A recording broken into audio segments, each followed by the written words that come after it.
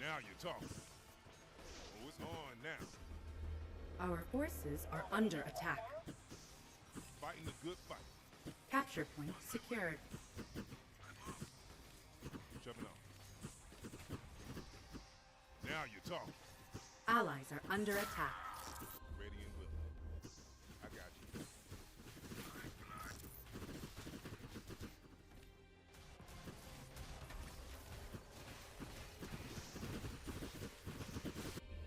Our forces are under attack.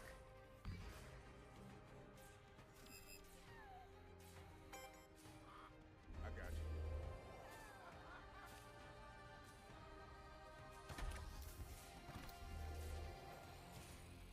Ready and willing. Insufficient supply.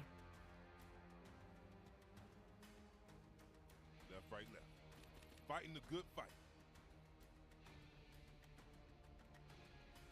I got you. I got you. I hear the sound of your rapidly approaching demise. Left, right, left. I got you. Capture point. Capture point Allies are under attack. How about now? Bop, bop, bop. Bop. Ready and willing. My NVIDIA broadcast application did not turn on. I have a bunch of I have some changes I made to my setup for my job, so there are a few things I'm gonna just have to make sure that when I go between my accounts, it's you know, functioning correctly. But there are some apps that I don't have on my normal stuff, and then there are apps that I obviously have. So I don't usually use the NVIDIA broadcast app, but I switched to it instead of using the OBS plugin because now I can use it on my work calls. So I don't have to worry about the application being kind of inefficient since it doesn't matter because I just need it to work, and I'm not going to be streaming most of the time that I'm using it now, so. I got you. This is our lane. I just forgot to make sure the NVIDIA broadcast app was starting on this profile, so that's good to know. And I think I have it checked to turn on as well. I have that setting enabled, which means it's got to be somewhere in... It's got to be somewhere in like my Windows settings. Somewhere in my Windows settings I must have like hard turned it off to keep it safe, but... Fighting the good fight. Ready and willing. Upgrade complete. Right, left. Follow. Capture point secured. Been reading his lips all this time. There you go. Hey Stu, hey Purgatory, hey Bilbo. Good to see you guys. Yeah, there's a pretty big patch for this game coming out on the 17th. I definitely encourage you to check it out. We looked over some of the preview stuff that they showed on Twitter yesterday on the stream. Capture point contested. But I'll probably pull it up again at some point later today as well for those of you like you, guy in chat, who wants to know. Capture point. I'll probably pull it up again later. This is our Allies are under attack. But yeah, big update, big update. Lots of graphical improvements and audio improvements for Stormgate in the coming update. And obviously, like I say, if you guys have missed the news, I did work my morning shift today, so I'm no longer completely dependent on you guys giving me your paychecks for playing video games, which is great because, you know, the economy's not in a super great spot, but it's also great because yeah, I can still stream and you guys don't have to worry about that. Yeah, no details, Joustcraft. There are people who come in here and they like seriously worry for my personal well-being because they think I'm completely helpless for some reason. So I share information like this specifically for those people so that hopefully they calm down a little. You know, or that guy who eventually comes in and says, I'm going to be homeless if Stormgate doesn't succeed. Well, I've got bad news for you. That's also not the case, so... You guys are just gonna have to deal with me shit posting in StarCraft chats forever. Things have to get real bad before Nathan gets rid of his computer. I promise you that. Cool thing is I can use it for work, so it's nice. It's nice when you immediately have a more like advanced setup than like everybody else, you know? I work really hard to keep my stuff very tight and nice, so it's just been, yeah, it's been good times. You're gonna notice Nathan be a lot less A lot less stressed. Well, about that stuff anyway. Still got to figure out what's going on with my actual life, but you know, I figure we'll take the next couple of months to try to get to some stable place, and then next year, I'm sure there'll be a bunch of insane things that we need to do that will get us on another roller coaster. So I'm just vibing till then. That's the plan. Complete. And if this game takes off and does super well, and that's great, then awesome. You know, I'll do part-time for as long as they'll have me. I like what I'm doing, so. Search complete. Ready and willing. This is our land. Just want to make sure I do a good job, really. That's about it. Ready and willing. Left, right, left. Left, right, left. So yeah. We have new rules for the stream now, because I don't need your money anymore. So if you're rude just at all, like if you come in even just to like, if you're like, oh Nate, F you, haha, I'm trolling, it's like everybody's just gonna get banned. It's gonna be amazing. You have to just come in here and be nice. That's the rule. So it's incredible. It's incredible now. I no longer have to worry about turning people off with my attitude or things that I say. So I can just be very real, and that's nice. It's all good things. All good things.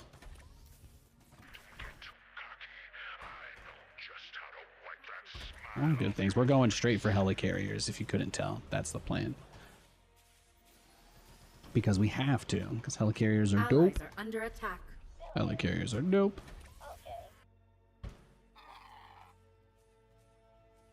No, Purgatory sent a tip. You know, I don't have any of that stuff set up to monitor anymore. Let me take a look at that. I cleared all of that out. Give me a second. Under attack.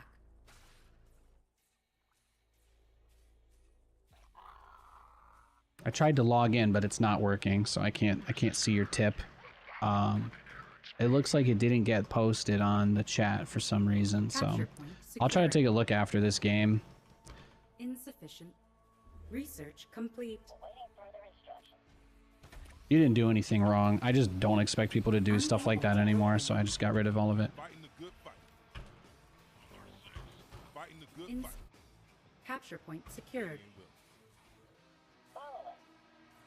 Shoving up. Allies are under attack. Ready and willing. Let's see, go for this camp. How do I feel about Jets Week 2 Titans?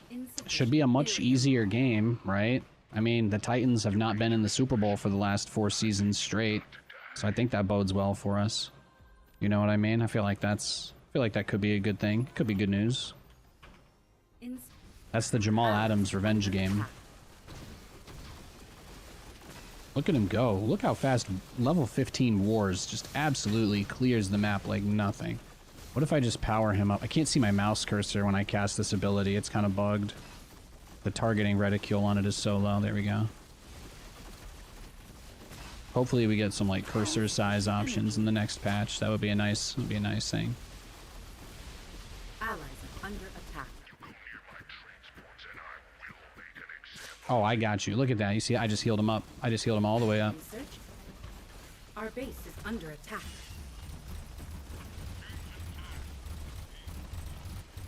Capture. Hero lost.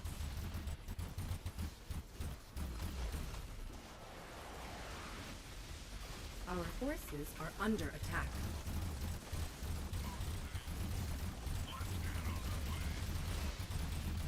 Our base is under attack.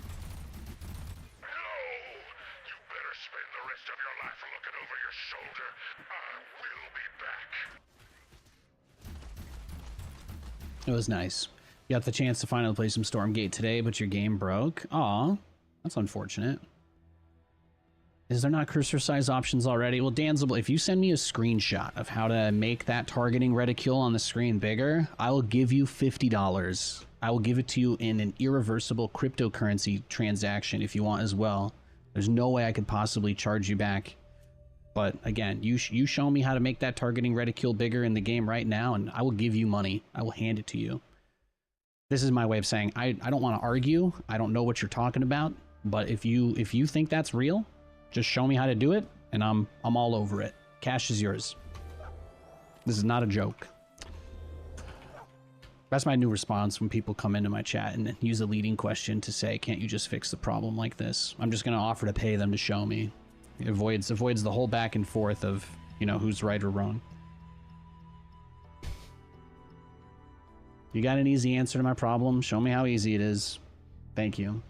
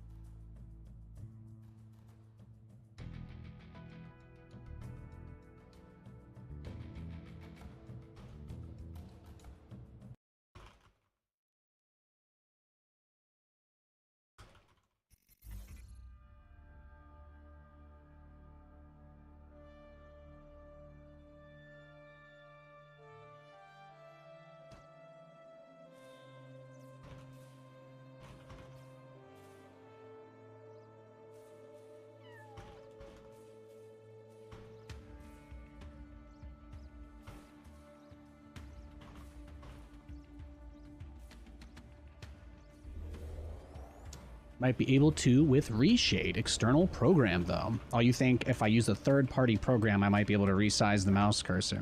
Yeah, but you know, the thing is, yeah, you make a guide for that, and then you test it, and then you prove that it works 100%, and if I can copy all of your steps and do it, then I will pay you. How about that? That sounds good. So you write me the full tutorial, you send me the config file, you just send me as much as you need to make it as easy as possible. And if I can do it and it works and there's no issues, no anti-cheat ban, no graphical bugs, no performance impact, etc., then the money is yours. Like I said, I got you.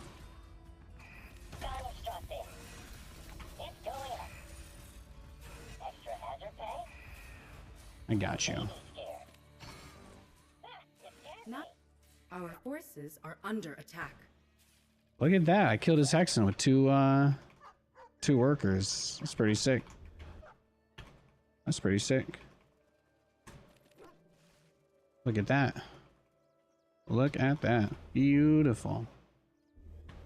That's fantastic. That makes me very happy. Not enough luminite. Okay.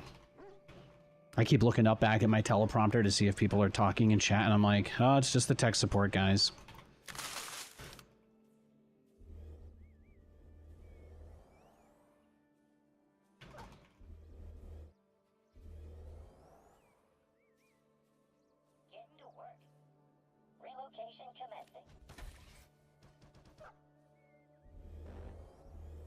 Not enough luminite.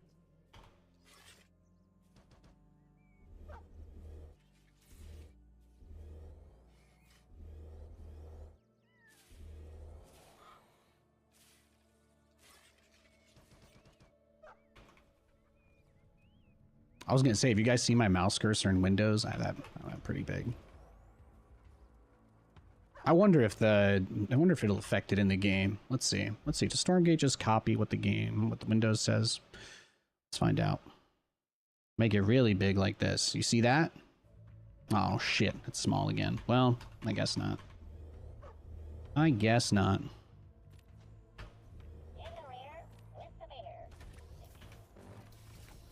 Not enough luminite.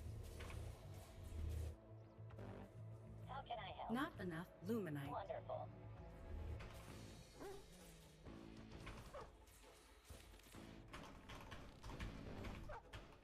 Not enough luminite.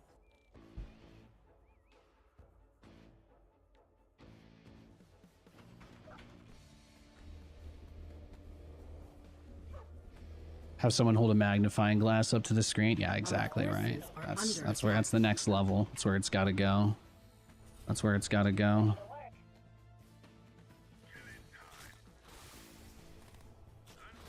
Yeah, just attack the one. Attack the one that the Lancer can't hit is probably the move. All systems clear.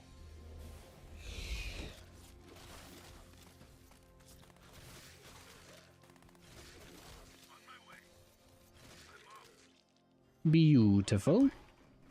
Capture point secured. Hi-ho, hi-ho.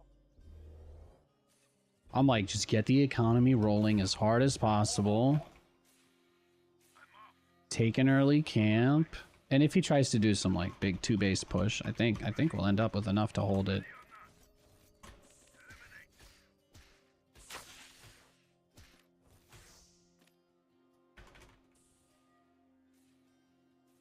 Yeah, he probably goes for my heal fruit dude there.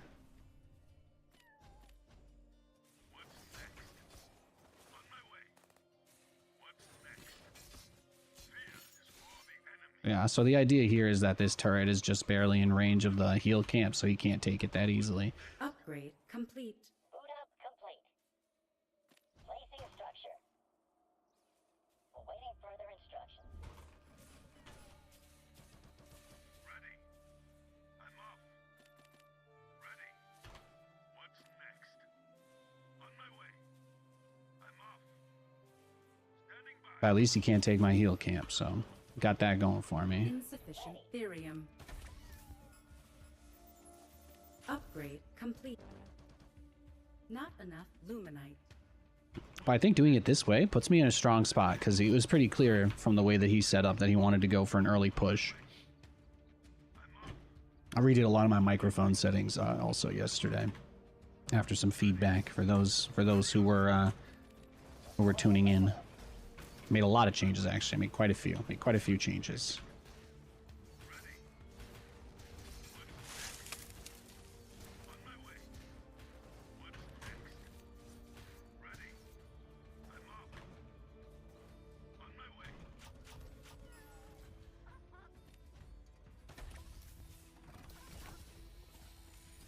Our Yeah, and the really nice thing again is we just kind of keep this guy right here, right on the edge of the tree line. Just make it super frustrating and annoying for him to pressure us. Obviously, we can't do too much because we're in this like awkward spot, but that's okay. Our tech is like super late, but we just assume he's going to be heading for like magmadons and stuff, right? That's what people do. So. Still here. I'm off. And then, all right, yeah, we got the drop, so everything is fine. We have everything we need now. upgrade complete. Follow it. On the go. Oh, he's stuck. Your ball to call. Ready. He's taking my other camps. Got my little vision campsy poo. Little vision campy boy. Therium. I'm gone. What are you gonna do? Directive. What are you gonna do? Research complete. Now he's gonna kind of go around. Capture point secured. All powered up. Research complete. Where's the emergency? Strap yourselves in, boys. What's next? Ready. Upgrade I'm here complete. to assist. What's next? Standing by. In transit. He's making big camp plays. On my way. Capture point Buckle secured. up. Transiting now. Engaging booster. Where's the damn beacon? Involved soon. With extreme threat. Buckle up. Talk to me.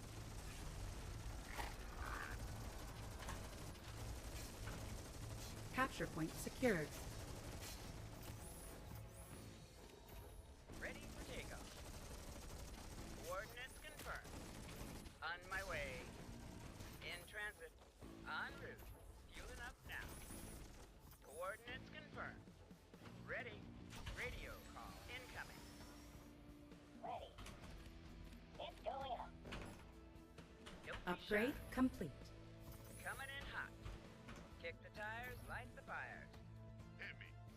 Like a hot knife. Stand by for some chop. What's the plan? Well, he's been over here the whole time. Transit. Involved soon.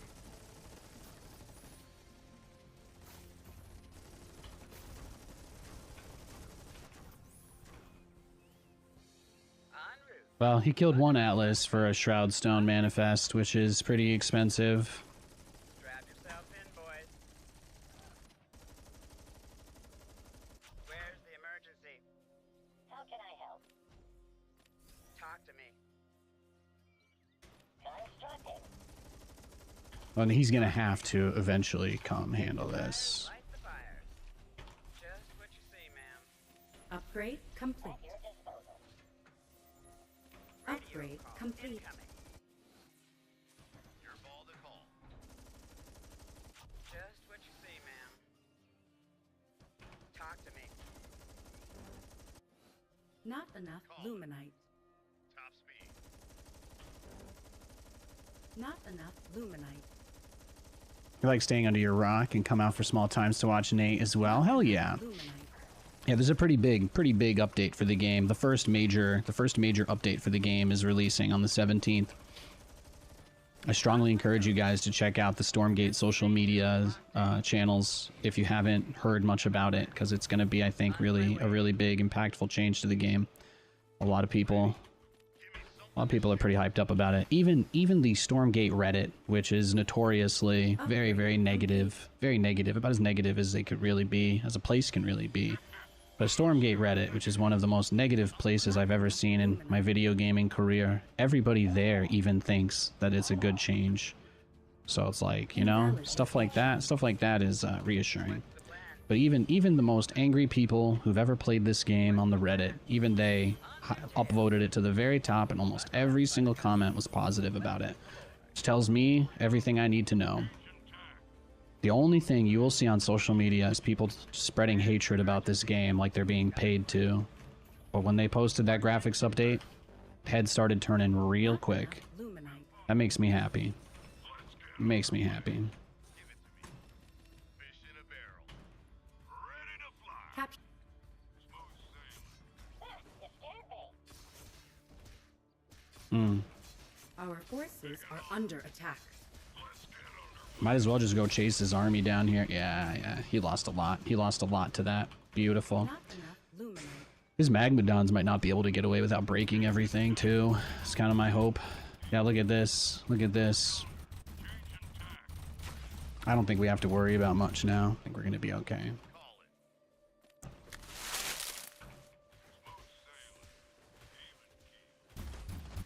Yeah, let me kill your Magmadons, and then boom, boom, boom, boom, boom. Just throw those guys. Look at that. Oh, sick.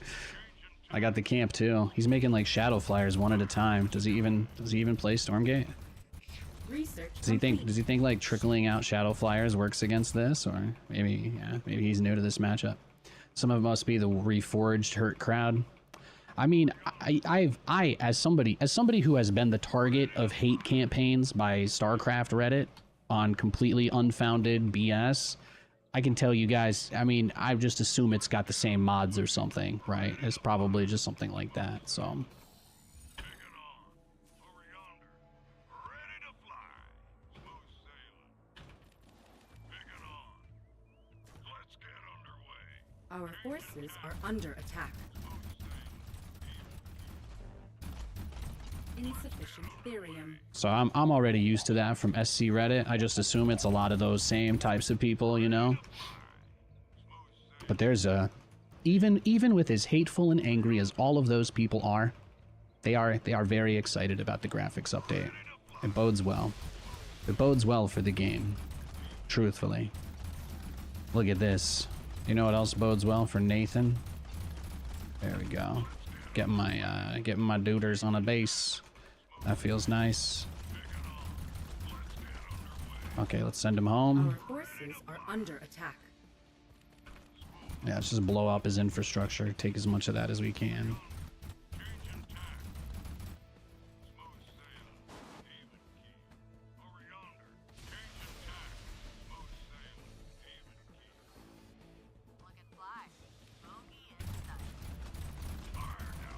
Oh, this is amazing. Yeah, so much damage. So much damage. Beautiful. Our forces are under attack. Upgrade complete. Upgrade complete. Go ahead. I feel the need for speed. Engines roaring. Oh, is this how it's gonna be? You notice how he turned around? He turned around mid-map there. Yeah, he knows. He knows. Well, we also know the biggest thing that he needs is this Therium. That's gonna be. He's trying to keep everything away. He's trying to keep everything away for the Therium, right? Yeah. Insufficient energy. Look how many guys he has mining this.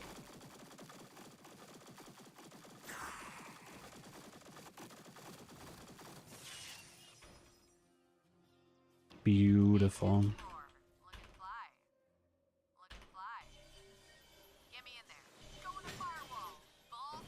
Our forces are under attack. Yeah. Well, I think we can go kill him now. Think we can go kill him. Not enough luminite.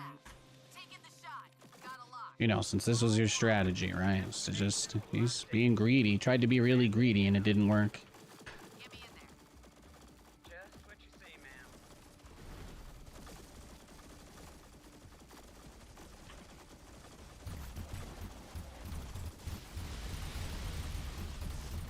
Yeah, I think all my guys are pretty high HP still, so I think we're fine. Stand by for some chop.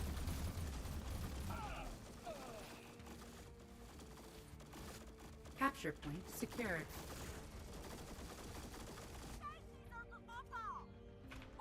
There we go. Beautiful. Discord is a much better place. Yeah, I like the Discord. The Discord's pretty nice. Well, I mean, the Discord, the thing about the Discord is they ban the crazy people, right? So, Forseer and those other guys. Those guys are so obsessed with Stormgate. Did you guys know they have their own hate Discord just for it? They invited me to it. Isn't that crazy? Capture point There are secured. people who are so obsessed with this game.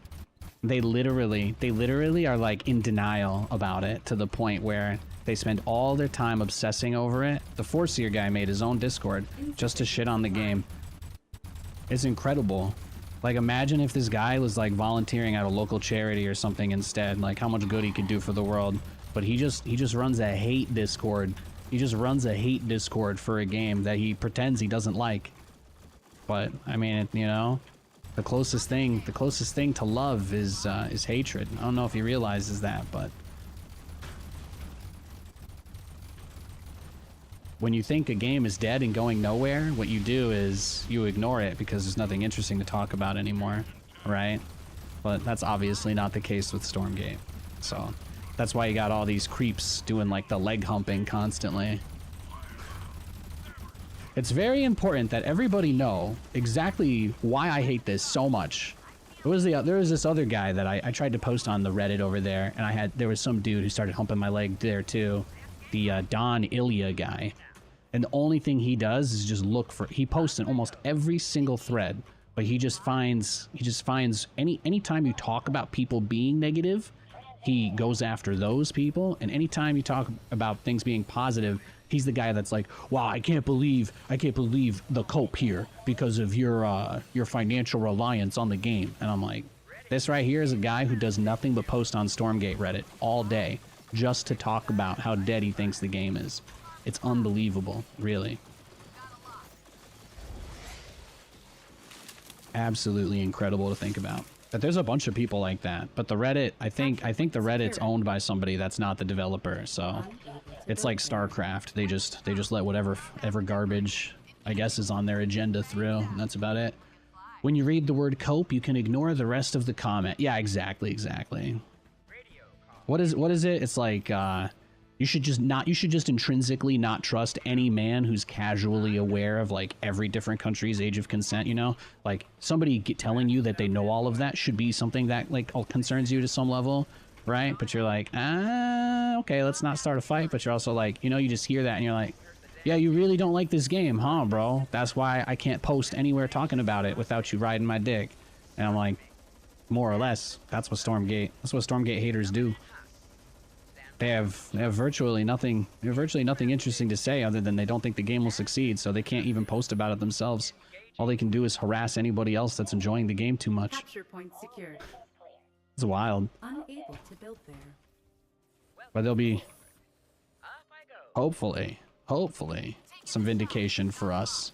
Because like I said, even though all I've really done is just crap all over the Reddit for the last 2 minutes here on my stream.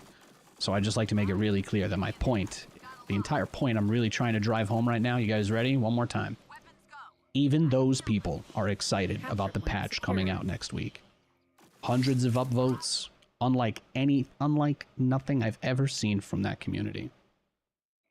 It is truly the most hopeful that I have seen the Stormgate Reddit since its inception.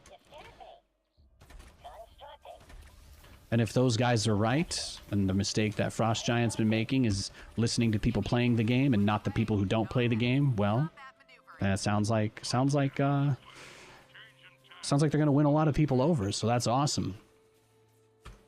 We won this game. I don't need to stay in it, but yeah.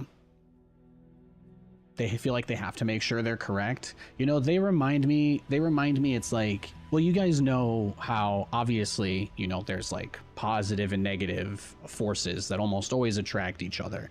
So on some level, let's just say it. Yeah, of course. There's always going to be weirdos out there who make harassing people that enjoy something their thing. Like Taylor Swift is awesome. She makes great music. You know, like any other bajillionaire, she obviously benefits from the society that props people at the top up. Nobody really disagrees or argues with that. But also at the same time, not every single aspect of your life can be political. So it's like, it should be okay to just enjoy something, right? You know, you could just be like, yeah, I like Taylor Swift's music. And you don't have to like come out and tell me all the things you don't like about her. Do you know what I'm saying? Do you know what I mean though? Like, does she go on TV and tell people to inject bleach or stuff like that? Like, no, she usually just tells people to love each other and be nice to each other and be nice to yourselves. And those are all messages that I really like, that I resonate with. You know what I'm saying? So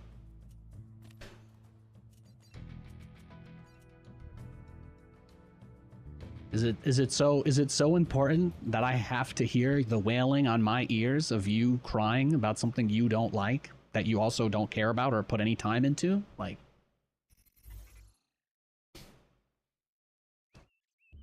you really want to talk to the guy about mowing the lawn who hires somebody to mow his lawn for him? Like, really? Like, that's the opinion of the guy that you think is super valuable? Well, he can afford to have someone mow his lawn, so clearly the only reason he doesn't do it is because it's beneath him, because it's so easy. And I'm like, that right there, that right there is how you radicalize a young man who has no ambition or prospects. But it's also not true. Not enough. That is, that's like a snake oil kind of thing for sure, but it's also just not true. In fact, I would be willing to bet money that at least one person watching this stream would agree with me when I say this. Sometimes, guys, I actually like mowing the lawn. I haven't gotten to do it in a long time, but as a little kid, it was just nice. The smell of fresh cut grass flying up in the air, getting that pull mower going. I mean, I had a pull mower. I've been using a pull start push mower to all the way up until we lost it, right? Up until we lost the house. So I was doing that up till I was 16. It was a very standard summer affair. There's something very relaxing about just walking around for an hour pushing a mower, and yeah, I don't hate it. I don't hate it. If I was a bajillionaire, that might be some of the only peaceful time that I would get, to be honest. The person who pays somebody else to mow their lawn, they don't do it because mowing the lawn's beneath them. They do it because they don't want to. That's the only answer. The only answer is always they don't want to or they can't, right? He's like, oh, I'm going on vacation. Yeah, you're going on vacation? You want to hire someone to mow your lawn? That makes sense. I totally get it. Totally get it. Right? HOA is going to be up your bum, whatever it is. I feel you. I feel you. But don't be like, yeah, I just pay this guy to do it because, you know, only poor people mow their lawn. And I'm like, you know, I gotta tell you, some of the richest people I've met out here in Washington, they all mow their own lawn because the whole entire thing is they just get fucked up on their John Deeres doing it because it's the only time some of these people actually take time for themselves. As bizarre as that sounds. When I meet somebody that's got like 3 acres and they're like, yeah, I got my beer set up, I got my cooler on the back, and I'm just mowing my lawn for 4 hours every other week, and I'm like, actually sounds awesome. That actually sounds kind of nice. I'd probably still want to use a push mower. You know, same reason why I Capture point. Same reason why I secured. like cleaning stuff with my hands. That's all we had. That's all we had.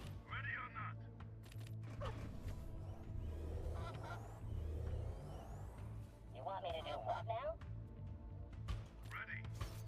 Sounds like an Eastern Washington thing. You would think. You would think. Not out here.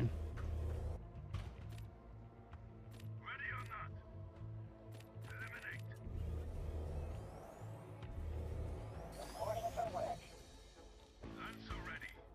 I think it's like over 80% of the state is public lands, so a lot of people have this false impression that like the west coast of Washington is very like established and very modern, and it's just could not really be further than the truth.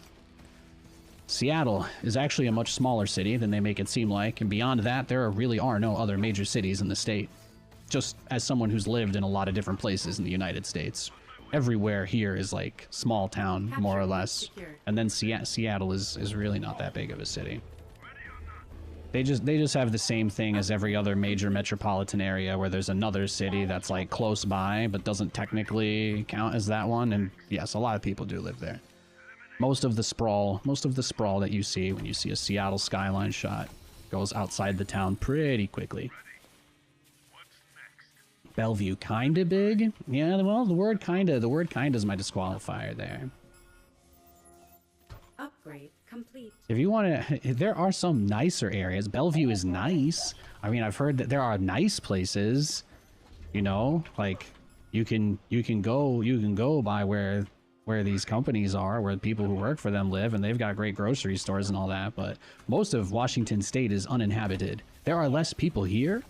There are less people here than in the state of Pennsylvania, where I'm from. And like, I think geographically, you've got like almost twice the amount of space here compared to PA as well. Not enough. 2 or 3 times maybe, but there's not even more people. It's an interesting thing to think about. The state itself is massive. There's just tons and tons of forests and trees everywhere. Washington state is mostly uninhabited, primarily, almost entirely uninhabited based on the land, which is like more what I was trying to get at. It's something that you wouldn't think about, because when you think about Seattle, you probably would think about it like any other city or any other area. But until you're out here, it really doesn't click just how remote it is. Capture point Just what lost. doesn't really click how remote it is until you reach that point. So Not enough. look at that. Look at his doggy build. He's crazy. Not enough luminite. He is Capture crazy. point lost.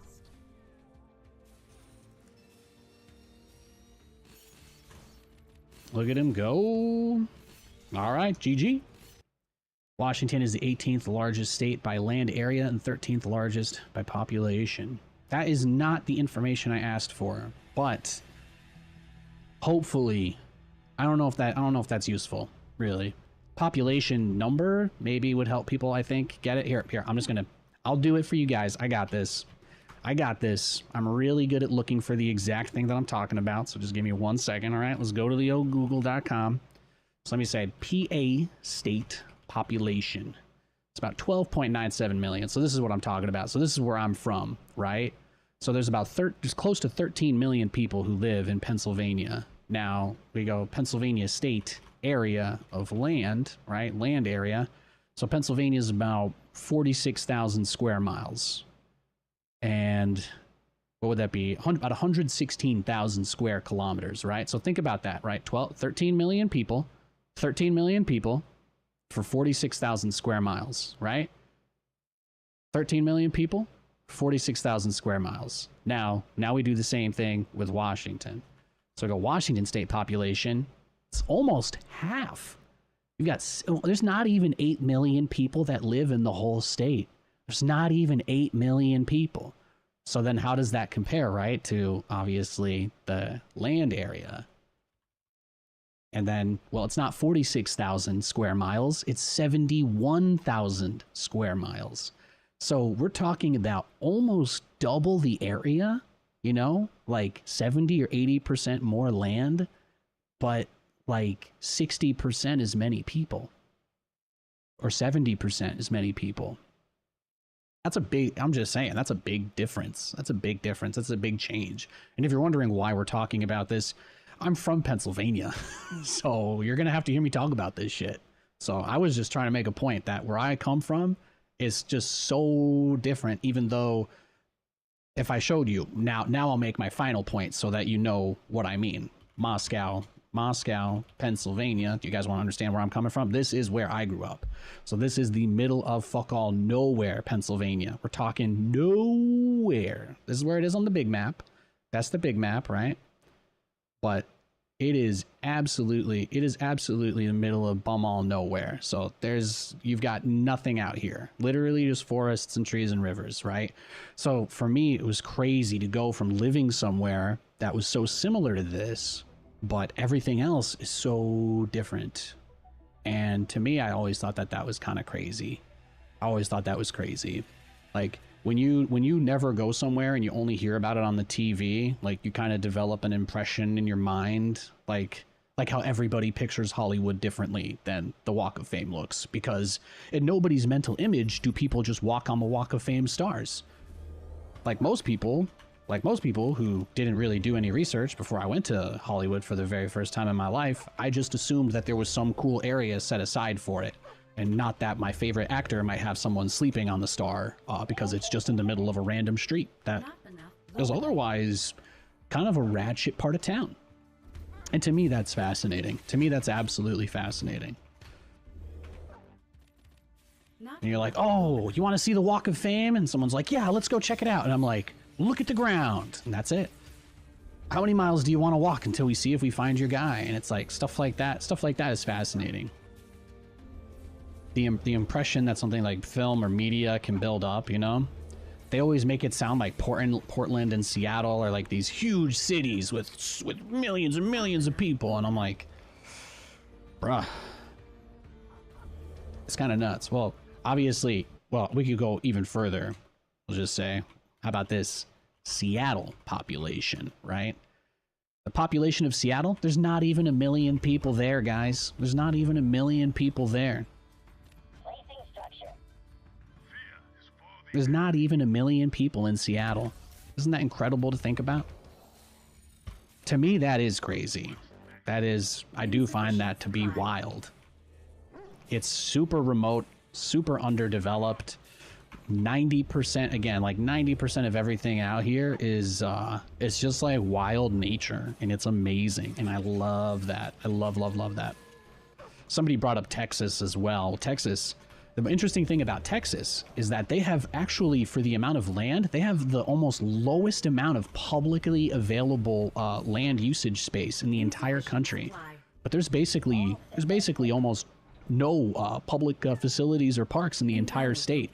And the very few that are there obviously centered more around wealthier individuals, which is something that I had no knowledge of until I was like, well, it's fascinating.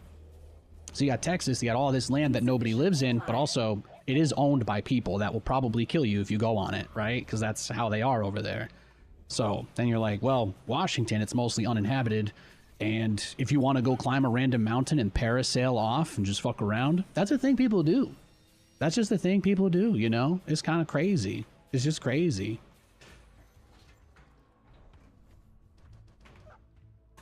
So, yeah. I do think stuff like that is awesome. It's fascinating. Our forces are under attack. There's only 9 cities in the U.S. with a population over 1 million. Yeah, that's what, and see, that's exact. I don't know what you're trying to assume out of my words, but you are making my point. I'm just saying, if you've never been out here, your impression of Seattle is not that it's a small area. You would, if somebody was like, yo, I'll bet you $20 Seattle's got at least 1 million people that are in the city limits that live there. Like, I don't know, man. If you offered me that bet this morning while I was going to pick up my coffee at Starbucks, I'd probably take it. It'd be like $5, yeah, whatever. But then you'd be like, boom, I got your $5 Renos. And I'd be like, oh my God, I had no idea there are less than 1 million people that actually live in Seattle. That's crazy. And they're like, yeah, well, you know, there's only 7 million people in the whole state, and the capital's on the East Coast. And I'm like, whoa, like, it's crazy. It really is wild. It really is. The guys in chat that make it sound like it's not that interesting, I think they're just people who are from around here, so they're kind of like biased because they just, to them, it's always been normal, or this is all obvious to them. But I think Five Aces is from out here, so he's very passionate about making sure that I'm correct. But it's not about being correct. It has nothing to do with that. What are you comparing it to? So I'm from Pennsylvania. And here's something really interesting, right? So here's what I'm going to do first. I'm going to show you guys population where I grew up, right? Moscow, PA population, just so you get an understanding. This is where I'm from. This is the population of Moscow, Pennsylvania. Yes, Moscow is also the capital of Russia for those of you who have ever read a book, but it is also known as the 570. And the mayor is Rosemary Warner, in case anybody needed to know that. But so I come from this is where I grew up, a very small place, very, very small place. Obviously, probably even less than 2,000 people lived there when I was going to school. So now let's look at Scranton, Pennsylvania population, right? And I think, okay, this to me, pretty small, dead type of town, right? There's not even 100,000 people in the city limits there. Technically, Scranton and Allentown and Wilkes-Barre all used to be one big city together during the coal mining era. Fun fact, Scranton, Pennsylvania used to be the #1 exporter of coal in the world for a little bit. They were up there with China back in the era of being allowed to force kids down dark tunnels that men couldn't fit through for money. So back when there were no rules at all in the United States, you know, those guys were absolutely feasting because you could just force anybody to go into a coal mine to get shit for you, and then you sell it and you make a bunch of money. So the town obviously came under some hard times and completely fell off when they had to accept the reality that, unfortunately, you cannot actually make 5-year-olds climb into a mine shaft to grab rocks for you. So, you know, it's an unfortunate part of our reality. GG. Isn't that condemned city with the coal mine collapse in Pennsylvania? Yes, Centralia. Centralia. There has been a coal mine burning under that city for about 50 years or so. I believe the fire is still going to this day. The city has yet to collapse. Yeah, but stuff like that to me is crazy. So I'm like, look, being from the East Coast, the cities are way bigger. There are so many people, but nobody ever tells you that no one lives on the West Coast. Like, nobody ever actually tells you this. You just hear this thing about California. You just hear this thing about California, and people are always weird and obsessive about it. And I'm like, well, more Republicans even live in California than like most of the Midwest states combined, but it's a population thing. So California is huge. There's a lot of people there, specifically in California. And California is huge. It's very, very big. But Washington and Oregon are like empty. Relatively speaking, they are empty. And the guy from Montana is like, you're telling me, bro. But I'm like, well, you actually have animals there. But like out here, it's just empty, man. It's crazy. It's fascinating. The animal thing's a joke. There's obviously a lot of animals out here too. But for me, it was fascinating to go from a place where I'm like, yeah, you know, Scranton's a small place, 80,000 people, right? I'm like, yeah, that's not bad. Now I'm curious. Let's see Bellevue. How many people live in Bellevue? Yeah, so Bellevue is like twice the size of Scranton. That makes sense. I mean, Scranton's a dead city. There's been literally nothing interesting has happened in there in like 20 years. So, well, I wasn't born there, so nothing interesting there has happened in probably 100 years. So it's crazy. It's crazy. But, you know, I'm used to seeing towns like that kind of size, like that's a city, right? And then, you know, back when it was one place, that would have been a formidable number. But the majority of everything Scranton is, if you're like, Nathan, if I drove through there, what would I see? Irish pubs. You see about 10 Irish pubs and a university. Nothing else. That is it. Half the mall got bought and turned into an aquarium because so few people were coming through town. It's pretty bad. The only people who make money over there are the truck stop owners because of people passing through.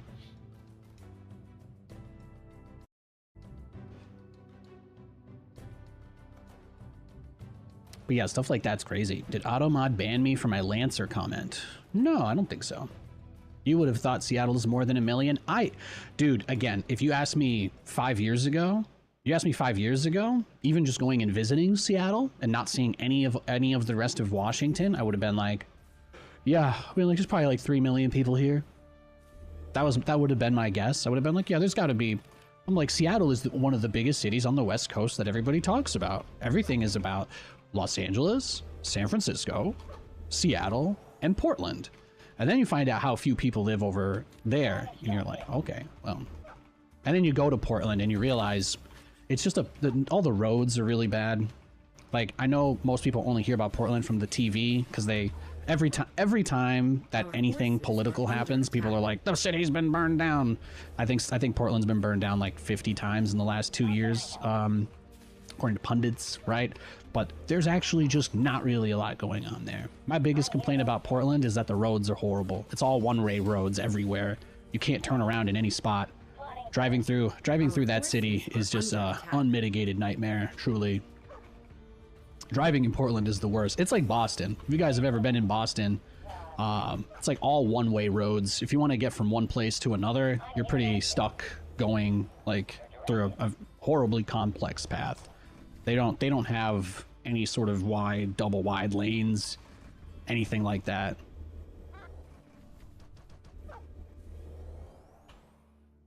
Obviously, if you've never been to Portland, you probably have like a really warped opinion of it because it's just, yeah, the stuff that people say, the stuff you just see people say about the West Coast, you'd think that it's like some huge big thing and there's tons of people out here and all these movements have like bajillions of people behind them, but it's like, no, actually, it's like, no.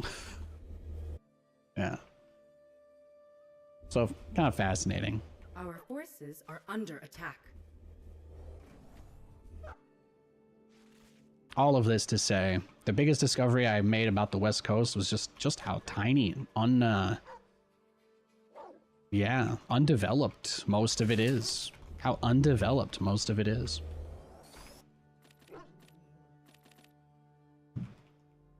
IRL, most people just want to mind their own business. Yeah, of course. I couldn't agree more. What's the easiest way to reach people, right? The internet. So it makes sense you see more of that stuff online because that's how they get your attention, right? That's the whole point.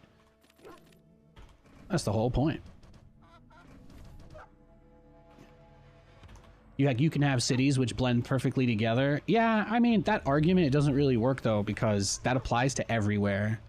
Like, that's the kind of like, what you're doing is you're doing the Los Angelino thing. Like, I don't know how many Angelinos you know, but they all have this obsession about making sure you never include Orange County when you talk about LA.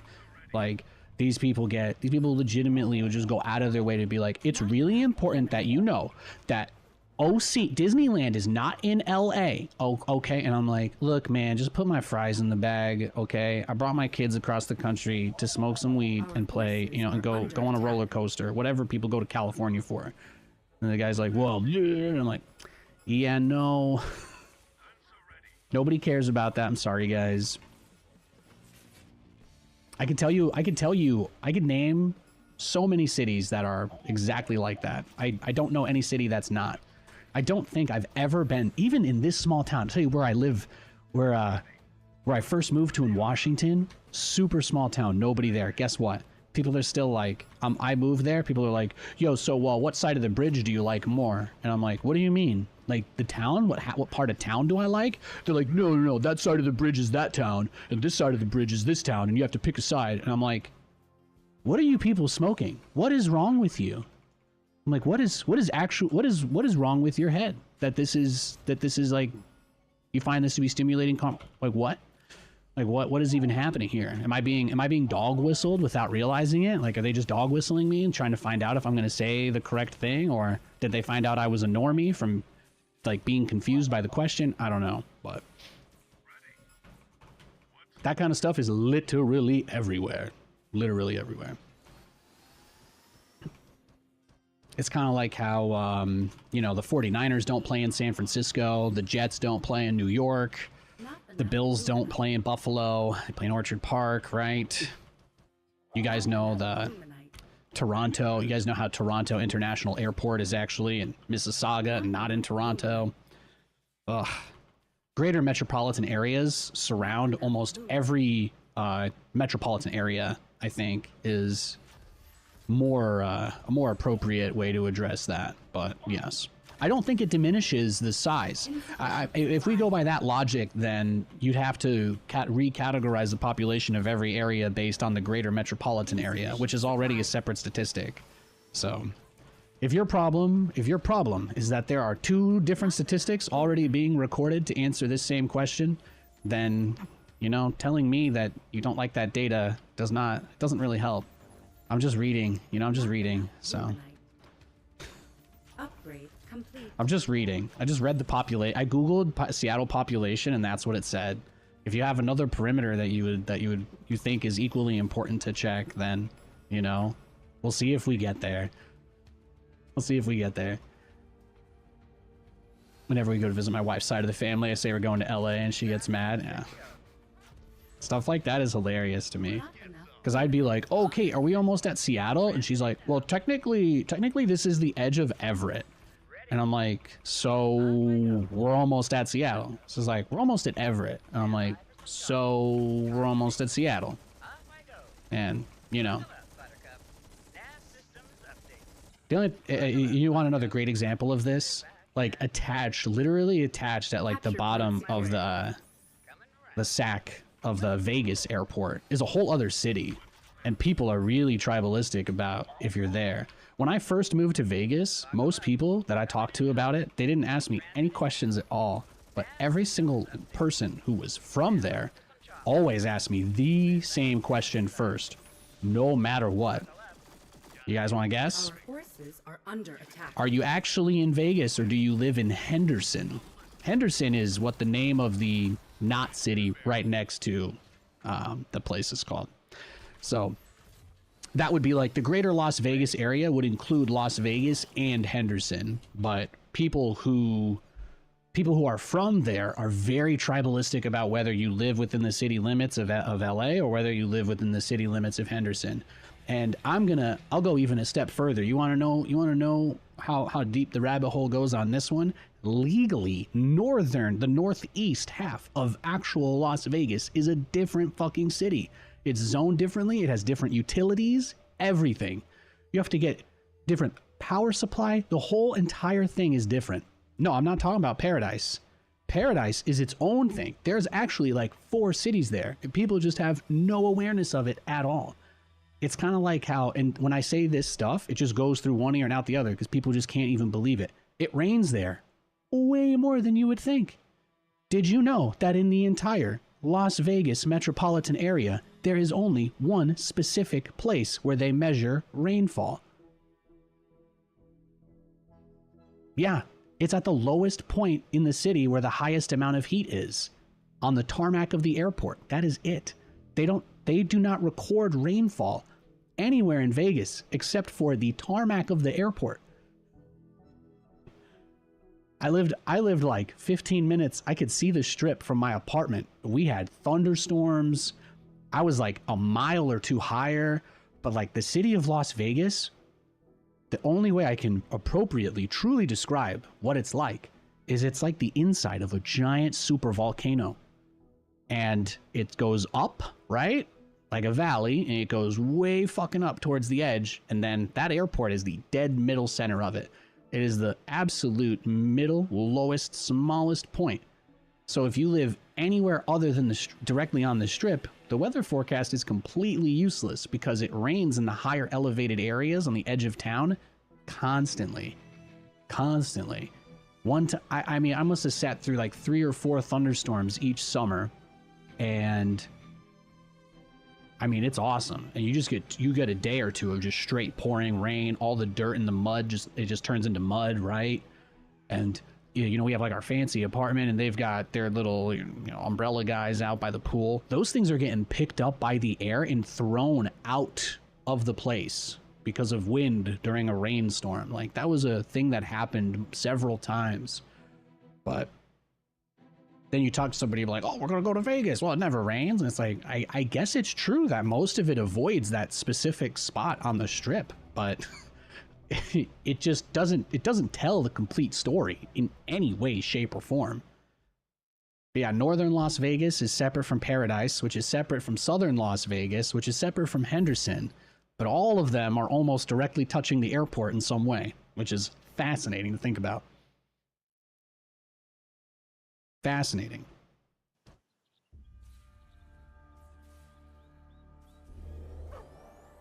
That's why it's like, you know, you can kind of tell. It's like one of those things that let you tell if somebody knows what they're talking about or not when they bring stuff up. When somebody's like, yeah, when it starts raining in Vegas, and I'd be like, yeah, I'm like, I will go to Vegas and record a thunderstorm within 2 weeks if you're gonna pay me for it. Yeah, actually, I will. I'll be more than happy to do that. I'm just gonna go back to Spring Valley and stare at the pyramid while I sip a nice mojito.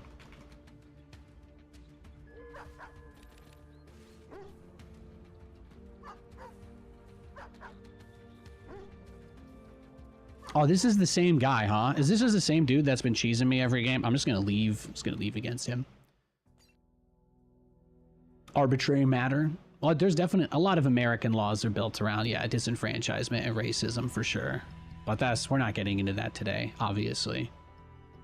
Unless, if everybody in chat begs me to talk about systemic racism, we can, but I really don't think that's where we want to go with this, you know what I mean? I don't think anybody wants to hear the white dude talk about racism, so let's not.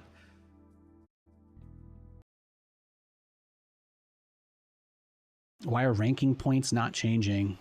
I have no idea. Contact support, maybe. You could ask customer support.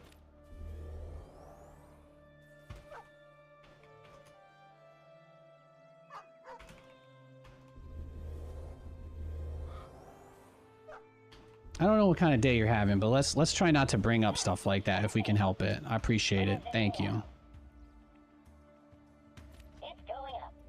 I love a riveting conversation about like weird quirkiness of stuff like that. But if we take every conversation and do our best to deliberately steer it to whining about capitalism or some other shit, then it's like, I don't know why you're here, to be honest. Yeah, pointy, exactly. Here, let's take like 2 or 3 minutes. Okay, it insta matched me. If it's Vanguard, yeah, I think it's probably the same guy. I'm just gonna leave again. If I leave enough games, my MMR might get lower enough to play against somebody else. So like that would be the best case scenario. But yeah. You're here to chill. Hey, Earp. Thank you, bro. Thank you. Hey, Hore K-Get. Yo. But yeah, so like I was saying, anyway, to wrap it all up, that was one of the most interesting things coming out and living somewhere like here is just finding out just how little there is. And it's cool because there's just so much nature that I can go and see still. And I thought that I always, my perspective used to be so small. And I used to look around me in Northeast Pennsylvania and say, wow, I am in the middle of nowhere. You know, I'd be like, wow, there's nothing around me. And I just think it's one of the most cool things that I end up somewhere so very far away and I'm in a very similar situation and in a very similar place, but there are still so many things that are different. And I just like talking about those things because they fascinate me sometimes. So yeah. But Washington is more or less just Seattle, and then like more than 10% of the state lives there, which is still crazy to think about, right? Or about 10% of the state's population.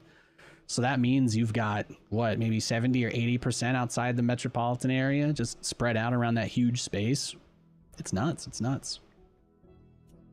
So much room. It's really cool. I just always figured it was more developed. Always figured the West Coast stuff was more developed based on the way that like everybody just talks about it forever. When I was a kid, nobody was like, yeah, Seattle, the new burgeoning town. Oh, we've never had a major city in the very Northwest before. And I'm like, okay, this is cool. But that's never how it was advertised. It was literally just always like, yep, just another major city. Seattle's like the New York on the West Coast or something, or San Fran. And then you go to either of those places. I mean, San Fran's pretty big, but not New York big. That's when I say, have you ever been to New York? And then you ask the next question, of course, which is, have you ever driven to New York or out? That's an experience for sure.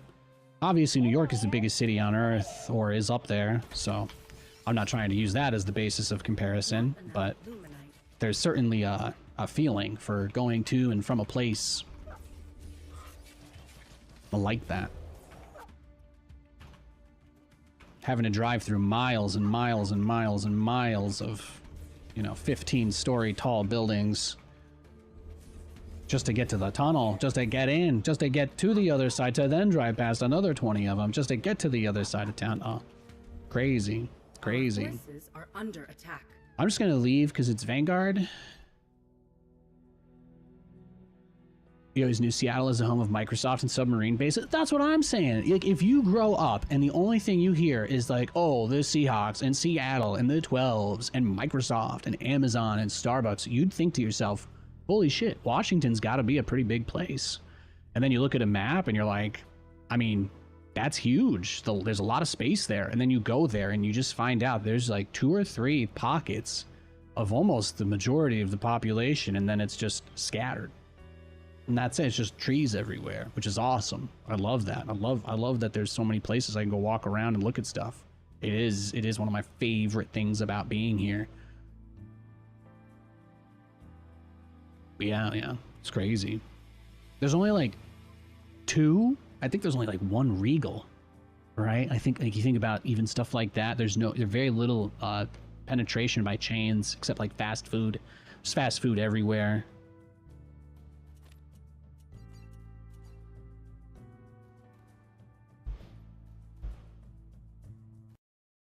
There's only like 1 movie theater in the whole state that I thought was decent. It's like you either have to go all the way down past Seattle to the mall, or you got to go all the way up to Vancouver. Stuff like that blows my mind. Like, the fact that there's not a decent movie theater within a 20 or 30 minute drive of where I live is like mind-boggling to me. I'm off. Constructing. It's such a luxury I took for granted growing up, right? You just don't ever think about that kind of stuff, and then you're just like, yeah, I'm out here, and there's just nothing out here. Just, that's it. There's some fast food places, and more or less, people just have everything's pretty simple. It's pretty basic.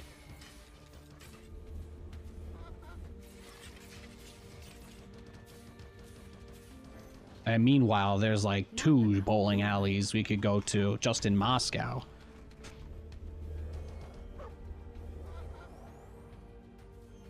I think Scranton even had like 4 or 5 movie theaters. We had the Cinemark in Dixon City. We had the Cinemark at Glamora, where all the rich people golf. Oh, he's just gonna dog rush me again. There's no reason to play. There's the Cinemark at Glenmora, and physically these places are still like 20, 30 miles away from each other, but to, you know, for the fact that you're like, oh, if I'm gonna drive 15, 20 minutes to go see a movie, you've got like 4 options, you know, like the fact that you're like, no, there's 1 movie theater in Bellingham, and if we don't go there, it's guaranteed to be a miserable experience because every other place is just like it doesn't exist. There's just nothing. There is nowhere else to go. You go to Alderwood Mall, or you either go to Alderwood Mall or you go to Bellingham. That's it. You want to watch a movie and you live in this state, every other place is a dump. Filthy dump. Breaks my heart. There's very little of stuff.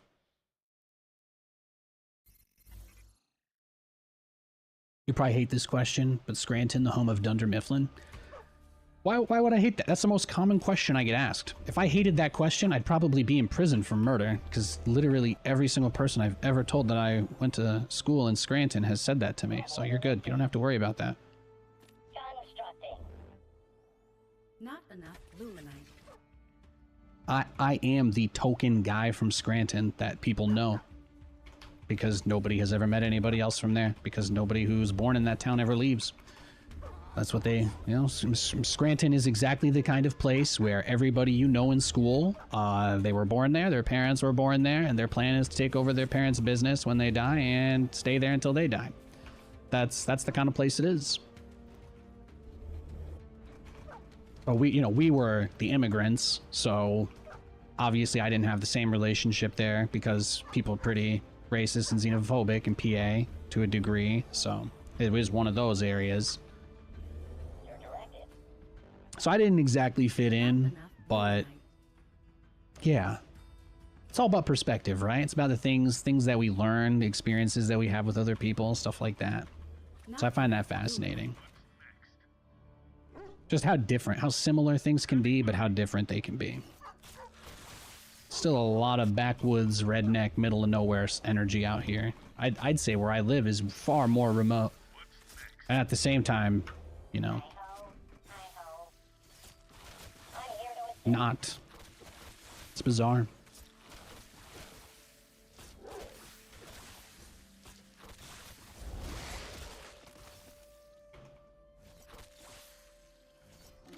Scranton, where dreams go to die. Yeah, exactly.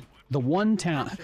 It's like when not being able to use forced child labor means your entire city collapses into nothing. Yeah, that's Pennsylvania. Those damn coal mine laws. Damn. In the rear with the beer.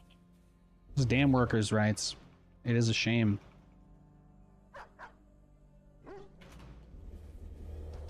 Get to work.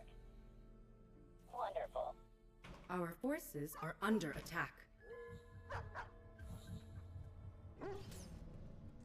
Okay. You know how nice it is to actually get a game against Celestial? Upgrade complete. I think the win rate for this matchup is bottoming pretty hard from what I've seen in the discussions, but at the same time, I'm so happy to not get mass dogged this game. I'm very happy about that.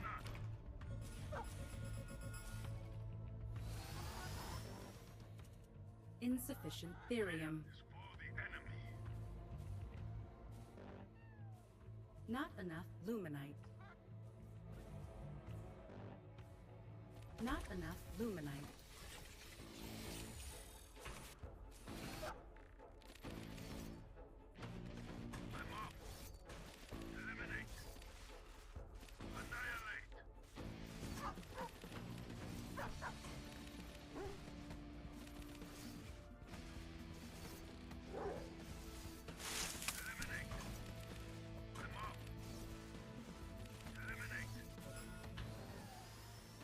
Let's get her done. Therium. Go ahead. Throttle it. Carbon cloud. Full blower. Taking position. Reporting for work. Bow, bow, bow. Going to firewall. Balls to the wall. Throttle it. Get me in there. Full Not blower. enough luminite. Position. High speed path. Going to firewall. Balls to the wall. Oh, there it is. Full blower. Taking position. High speed path. Got a lock. Balls to the wall. Throttle in. Carbon cloud. Full blower. Our force. Okay. Not enough luminite. Taking position. High speed It's not really possible to beat Mass Argent without exos, so carbon cloud. I'm just trying to be as annoying as possible as I can with my little starter setup here, and my goal is to try and buy time and try and cheese my way into like fast tier 3. But I do think he's about to all in us. Like, I have no doubt in my mind. I have zero doubt in my mind he's about to just go balls to the wall and try to kill us here. Fire. Engines roar. Carbon clouds. All I can do is just try and buy time. Placing structure. Not enough luminite. Feel the need. Oh, he didn't even get his speed camp. That's awesome. See, look. See, we get some rewards here. Throttle in. Capture We get point some lost. rewards. It's not all bad. Blower. Look and fly. High speed path. Going to firewall. Balls to the wall. Taking a shot. Suppressing fire. I gotta at least try and pull some of this away. Buy time, bait, I don't know. Luminite. Taking a shot. Going to firewall. Capture Yeah, point because contested. it's coming. It's coming. Engines roar. Carbon clouds. Capture point lost. Waiting further instructions. Not enough luminite. Look and fly. Taking position. High speed path. Going to firewall. Follow it close. Throttle in. OD in sight.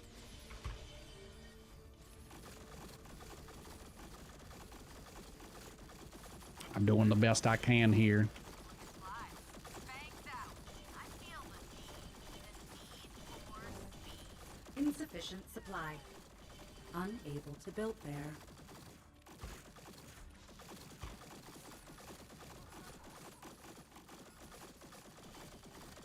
Attack speed.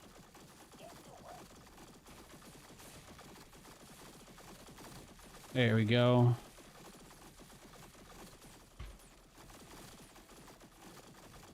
Now the nice thing about this is the economy harass that I did before all of this ideally buys us a little bit of time.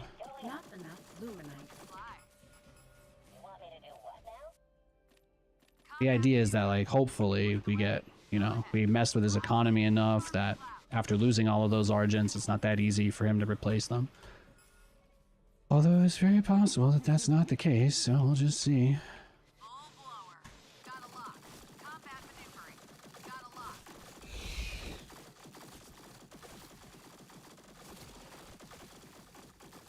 Suppressing fire. Ready.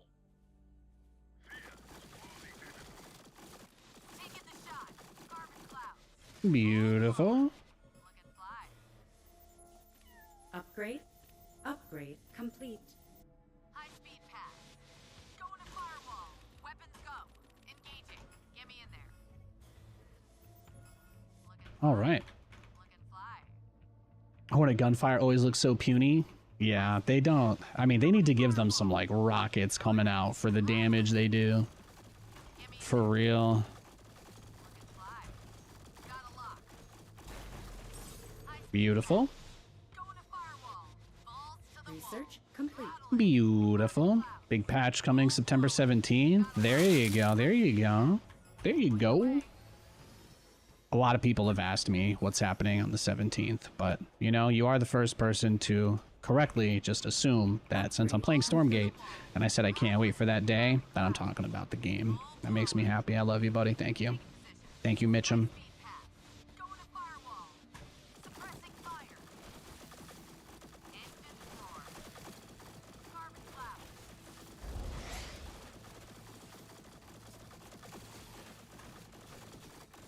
There'll be an update to graphics as well. That's what I'm saying. That's the big thing. That's the big thing. Even if I knew about balance changes, you guys know I'd be NDA'd. I can't talk about stuff like that. Secured. I can't talk about stuff like that. I'm just needlessly positive about the game for no reason, right? That's, I think, right? What is it? I have a job now, so it's not completely out of desperation that I play this game. So I don't know what the new cope would be. How does a hater justify me playing the game now? I'm not sure. I'm not sure. Our forces are under attack. We'll get there. Maybe. Throttle in. Carbon clouds. Got a lock.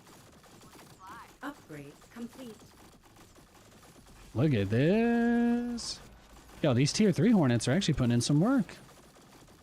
See? They're all tier 3. Or one of them's tier 2. That helps. And he targeted. Can I tell you guys something really cool that happened this weekend? I know none of you are going to care about it, but I actually do want to mention something that matters to me real quick, if that's all right. This weekend, they, if you guys haven't heard, this season of Fortnite has all been about Dr. Doom. And they have a version of him where he literally killed everybody as, like, the main boss of the game. But they made it so you could turn into him in an update, like, this last week. And it's only like a 5% chance, basically, that you can get it, and then you have to fight all the other players over it. But basically, if you capture the thing, you become actual Doom, and you're more or less unkillable, so you get to roll the rest of the lobby. But you can only get it in the final, like, 30 players remaining, so it's quite difficult. We played a bunch this weekend, because all we really wanted to do was get that, and it did finally happen yesterday, but we didn't get it in almost any of the games that we played. We didn't get it in any game that we played on Friday. We didn't get it in any game that we played Insufficient. on Saturday. It took all the way until Sunday night on, like, our second to last game before the Doom Island finally spawned. And I got to microwave about 30 people that were left over in the game, and it was freaking sick. It was awesome. So I wanted to get that off my chest in case any of you guys just still play games for the funny moments, like firing a laser beam out of your hand while your wife does the gritty over somebody who's bleeding out on the floor. It's just a good clean fun, really. So that was my highlight of the weekend. I really enjoyed that. I know you guys don't care about Fortnite, but I had a really cool fun moment with my wife playing a game, and I loved that. That was great. You guys got to hear some positive shit, okay? If you're going to just come in here and complain, I'm going to give you positive things to listen to that have nothing to do with this game. Go ahead. Engines roar. Bogey in. Hoping for a performance update. Yeah, I think they're going to be continuing to iterate that. It's really important for people to understand again that there's a handoff between their internal engine that they've made and the Unreal 5 obviously graphical side of things.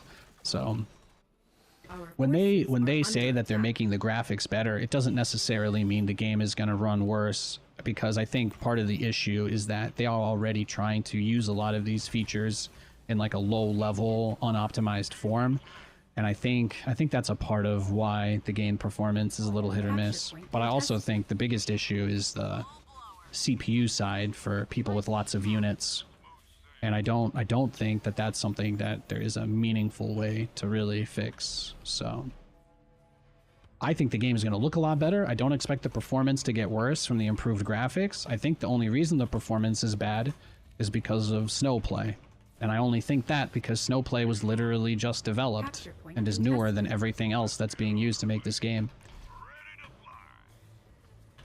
Like, if you just think about it from a logical perspective, it is the most new thing that's been built, that this game is made on. So it stands to reason. It's much more likely that their private in-house IP that they use to run the game logic on, there's a pretty good chance that it's more likely that is the issue than Unreal 5 like just being bad, because obviously a lot of people use Unreal and they are able to optimize other games. Isn't Zero Space also on Unreal 5 or something? So it's I don't know. They don't have the same kinds of issues, but I think the issue with them is they're still hosting games locally on people's computers. I don't know if that's just a budget issue for them that they don't have servers.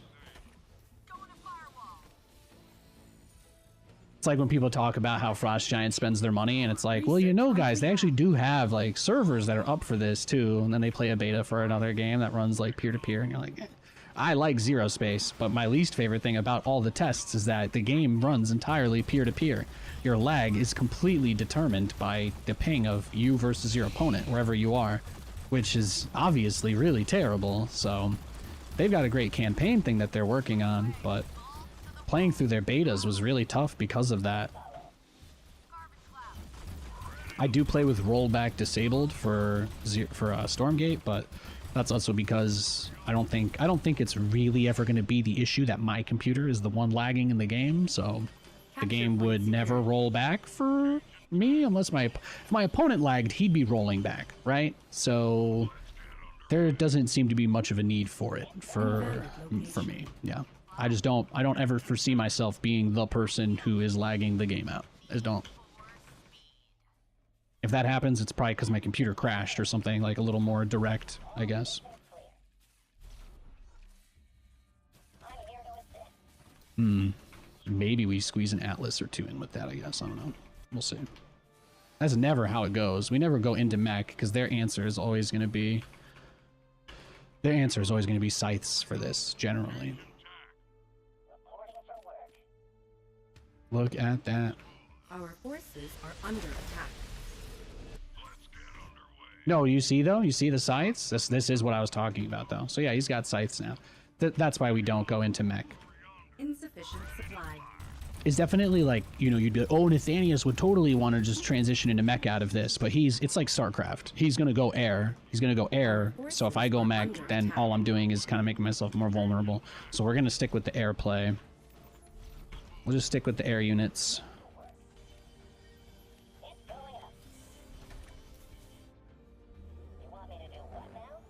Insufficient supply.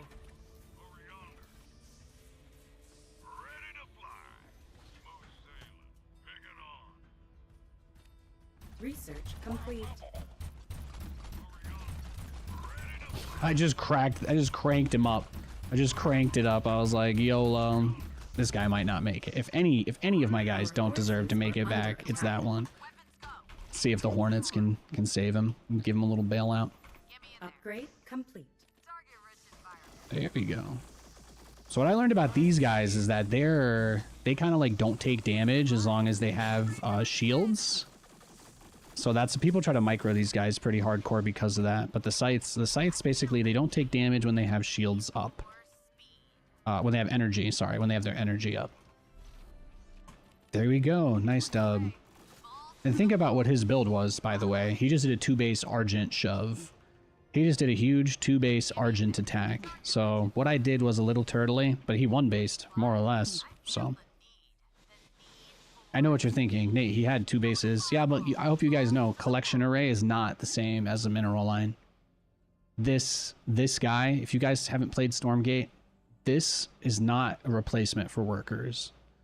The flying crystal guys, those are the workers. Those are the actual workers for Celestial. But the collection array itself barely pulls money in. Like, barely. The only advantage to it is that it's a big building that's hard to kill. That's it. That is it. There is two Luminite collection arrays for a Celestial player with nothing else. Mine's less than 1 bob line.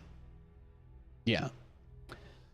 Yeah, it's like somewhere in that zone, exactly, Pointy. So if you see a Celestial being aggressive on 2 bases with no prisms, guys, it's the economic equivalent of a 1 base all in. The only reason why they take the natural is because they kind of have to. That's really it. That's really it. Thank you for the $5. Purgatory says, let's have a great stream. Hell yeah, man. Hell yeah. Thank you. I appreciate that. I appreciate that very much. Nice, nice. I've been waiting for my earnings report to drop today.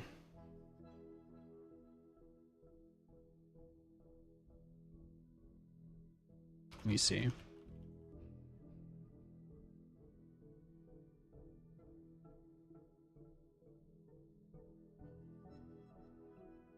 Oh, nice. They're out. $14.8 million in profit this quarter. Oh, that's awesome. There you go. Was that just off of interest? Not bad. Not bad. Look at that. What company? GameStop. GameStop. They profited $14 million this quarter. I was waiting for that news to drop. It's my other favorite dying company, like Frost Giant.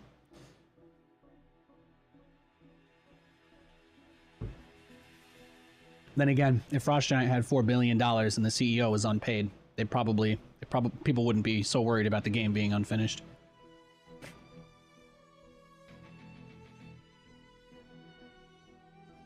Thank you for the $5, Purgatory. I really appreciate that, man.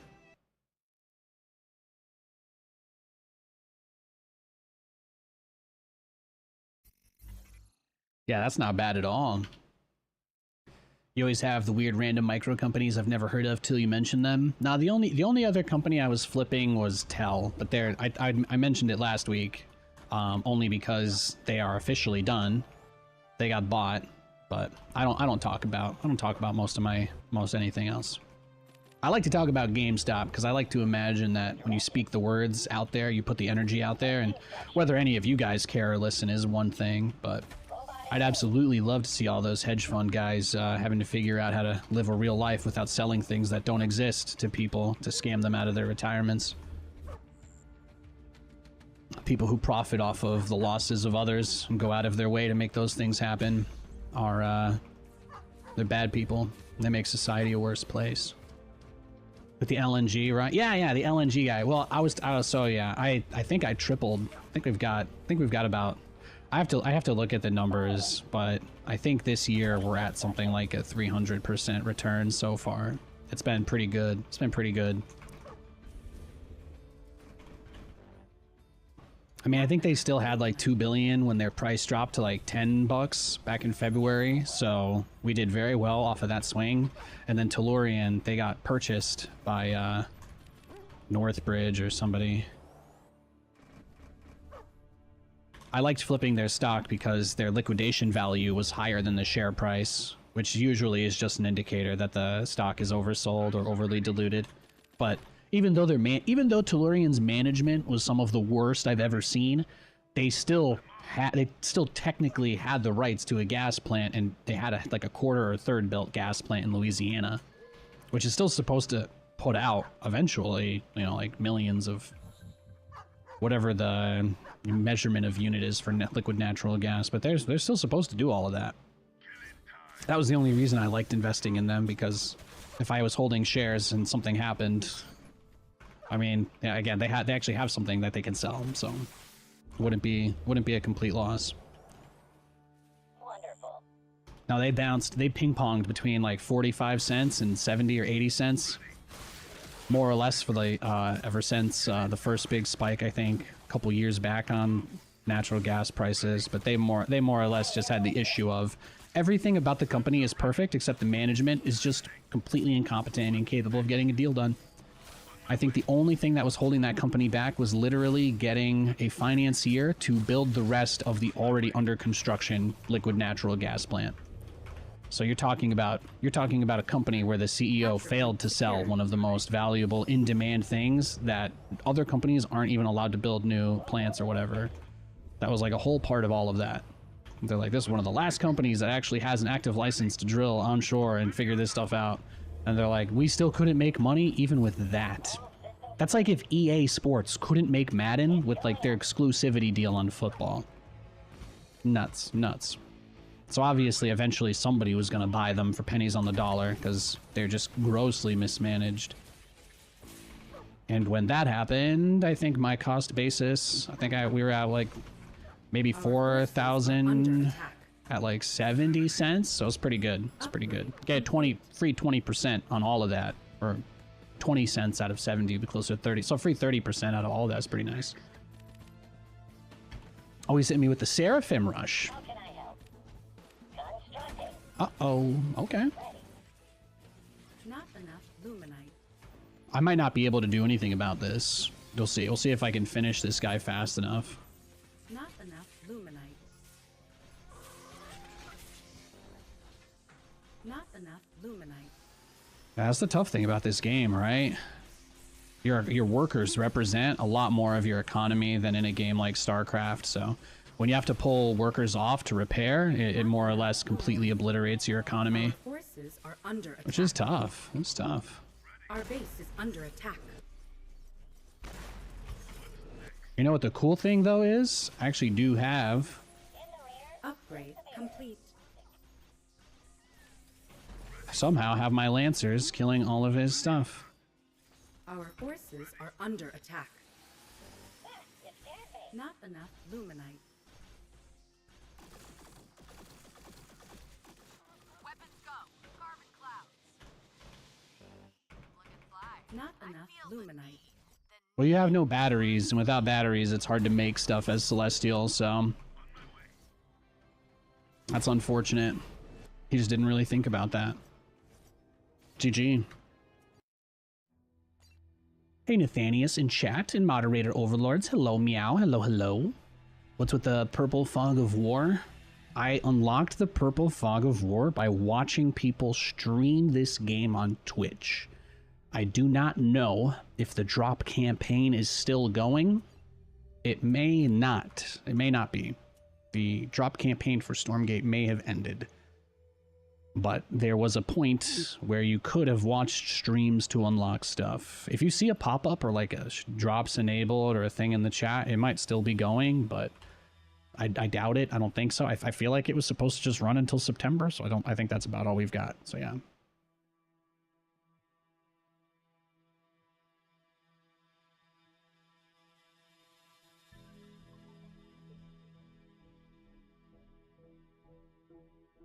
GG, thank you.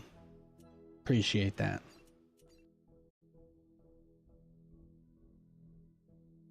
Imagine overlay on that purple, like an effect, like a shader effect on it. Technically, it is kind of a shader effect.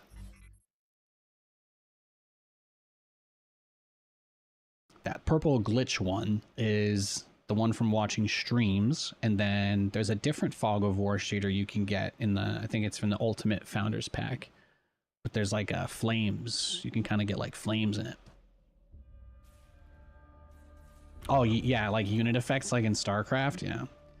While stuff like that long term would be cool, you should know that when I did that stuff in StarCraft, it wasn't, it was like anytime it happened, like, people just kind of complained and nobody ever really thought it was that impressive. They're just like, oh, it's cool you can do this, but it's melting my eyeballs, so that's why I stopped. I can't do that in this game, though, because there's no way to set your color. It only worked because I could set my color every game in StarCraft. That was the only reason it worked. You can be the same color every game, but in this, it's only red or blue. And obviously, if you know anything at all about colors, then you know that red and blue are a little too universal to chroma key out of anything. Sometimes you can chroma key out blue, but it requires special work.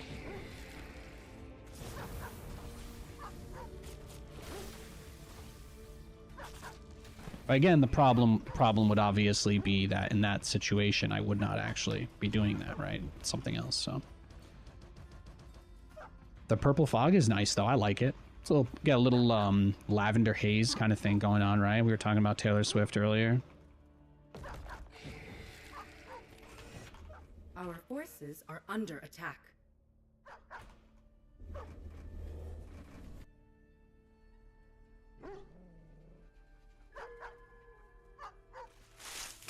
Yeah. I mean, hopefully they eventually put, like, more interesting stuff there, too, for sure. Oh, that's right.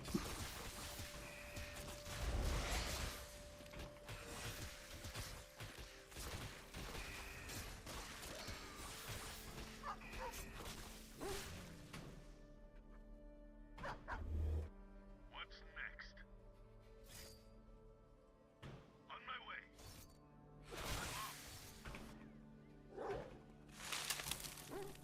Just got to make it as difficult as possible for them, right? That's important.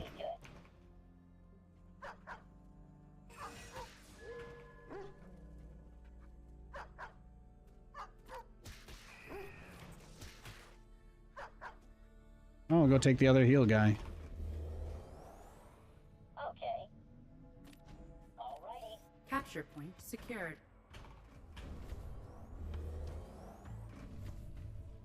You want me to do what now? Ready.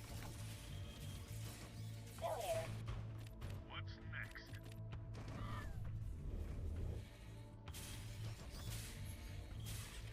You happily spend money on the silly stuff if you get a good feeling the game's going in the right direction. Yeah, dollar bill, fog of war, popcorn. Get that green leaf, you know, the unnamed one. You want people, you want the edgelord 20-year-olds with nothing to do in their time to play this game. That's what you got to do. You got to get some. You need fun stuff. You need to look at all the stuff people really complained about in StarCraft that killed off the player base and bring them back. You know, people talk about how the skins are too fancy in that game. Good, crank that shit up. It's only in Stormgate that I've ever heard this argument that, like, you can only listen to the people who don't play the game, and because the people who play the game are too biased. But I think the exact same thing happens in StarCraft as well. I think it's literally the exact same thing. Sometimes you could learn a lot by talking to the people who have given up on something. Kind of like how I still think the single biggest change that Balance Council ever did for the game was they doubled the attack range of workers, and it was like the least emphasized part of their like homemade patch. But that was like maybe one of the most casual friendly changes StarCraft 2 has ever had, like ever. Like they go so far out of their way to make sure they don't accidentally throw a crumb to the, you know, to the plebs. Relocation commencing. They're so fixated on pushing people away that don't fit what their mold of what they think the correct way to play a game is, you know? But I think that's a reason why you can kind of see, you know, some of that animosity and people not being interested in being a part of that. A lot of competitive gamers are also horrible people. Capture point contested. You know, people who want to push themselves, a lot of that motivation can come from places of trauma and stress, and I don't really like going with the blanket term that competitive gamers are bad people. I think you'll find that people who don't feel like they have people to talk about, or like family or friends, I think they gravitate more towards situations because they usually feel like they're alone. I used to feel this way. And in many ways I still do. Like, I'm still alone with a lot of my problems, but it's something that I can handle, you know? So, or at least I've put a lot of effort into being able to handle it. But for most of those guys, they just really want to prove themselves because nobody ever really was proud of them or supported them growing up. So that's how it was for me anyway. I just wanted anybody to tell me I was doing a good job because I just, you know, come home from school and it was just me, right? No internet or electricity for years of my life. So I'm kind of just a completely different type of person. So a lot of those people just have issues they're not really capable of resolving. And then, yeah, obviously there's people who just love putting down others, but you'll see those people everywhere, right? That's not unique to gaming. But what really draws people to the game, I think, is oftentimes a kind of a feeling of isolation. And, you know, a lot of the way that people in StarCraft speak to each other and the way they speak even about themselves is a really big indicator that a lot of people do feel that way, right? You had no electricity. Oh, I was super poor growing up. Yeah. We don't talk about that every day, but yeah, it was pretty common. It was pretty common for us to like not have internet for months at a time. One time for my AP World History class, I walked to a different teacher house at 2 in the morning because our internet had been turned off at our house for like 4 months at that point, and I had to do this report that I couldn't get anywhere for because my dad was out of town for like 2 or 3 weeks.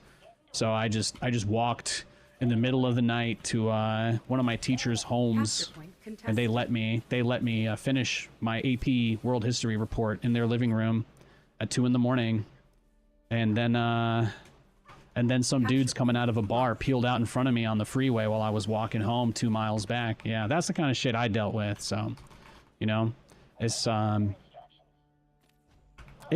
right? But it's all of those things are. That's who we are, right? So those are the things that shape us. Complete.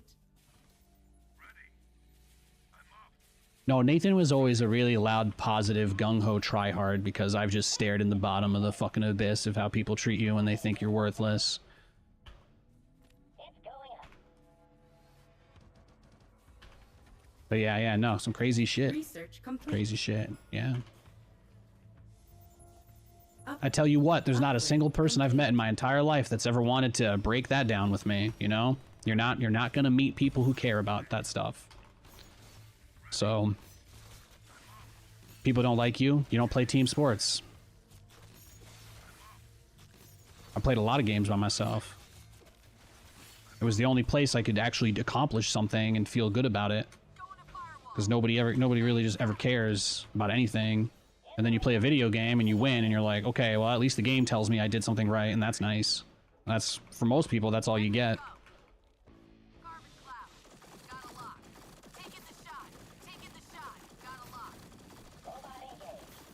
No, nobody's gonna ask me what I want to do in 2025, you know? That's not a conversation I'm gonna have with a single person. My plans for next year, beyond work.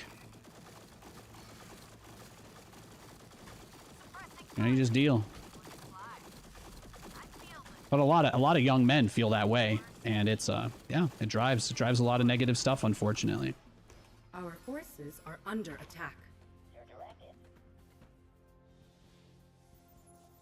Upgrade complete.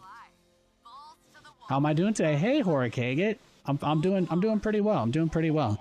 It was my second day of work. I'm still, still figuring things out, still getting the hang of things. Again, no details, but I did that. That was nice. Every day I do that, I feel better about, my life choices and where things are going, and I just feel pretty happy, to be honest. It's stressful. I'm learning a lot, but it also feels nice to it's like, no matter how hard I try with the StarCraft people, like, I'll never win them back, no matter, even though I don't balance mine, even though all that stuff is so many years behind us, like, I can't even be a part of a conversation in that space anymore because of just, like, how much people just hate me. And it really makes me happy to be on a team where, at the very least, people are excited that I'm going to try and make their lives easier. So that is something that gets me out of bed feeling pretty excited. It's tough to put a lot of work into things and feel like nobody gives a shit. Or it's like, the only people that say nice things are, like, enabling you because they don't have the heart to tell you what you're fucking up, and they just watch you dig deeper into the mud, right? So, support.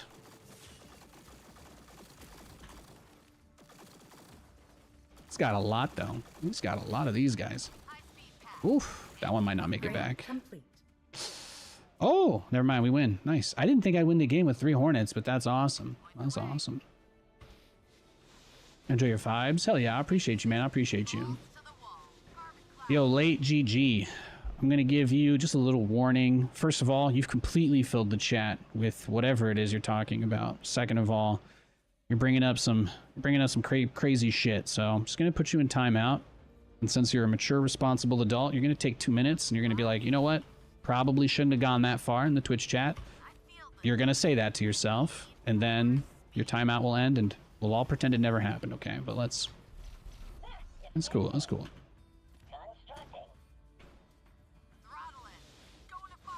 Guy in chat asked about me not having electricity, but I don't need to hear about every horrible thing that's ever happened to you. I'm sorry. Upgrade complete. That's not what we do here. I feel the need for speed. Still here. In the rear with the beer. Move order received. Engines roar. Attack speed. Looking fly. Pick it on. Over yonder. Ready to fly. Balls to the wall. Carbon clouds. Full blower. High speed path. Taking the shot. Got a lock. Oh, this is the guy I beat, right? I just won this game, I think. I wanted to blow his base up first. That's unfortunate. That's unfortunate. Yo, Lowtown. Lowtown's like, man, he's just so real about it. I'm like, I know, guys, I know. I'm Nathan. Hi, guys. I'll get it all out of the way. When I was 16, my house burned down. You know, I've never had a mom. I've got some crazy stuff. If you guys ever want to talk to me privately about the issues, your stuff you're going through, you can always reach out to me. I've had a really crazy life. I've seen it all. I've seen a lot of crazy shit. And I don't think I'm better than anybody for it. But I like to share those experiences sometime because typically society kind of makes us feel ashamed to talk about our problems and stuff, you know? It's one of the reasons why there's so many angry, pent-up people everywhere, and because they don't feel like they have any outlet, right? So I mostly aim for commiseration. I don't need any pity or anything like that, but I assume there's at least one person watching who resonates with something like that, and if I can reach someone going through a hard time, then that means more to me than, you know, not bothering happy dude who has no problems and doesn't ever want to hear about anything real on his digital content. Does that make sense? I got you.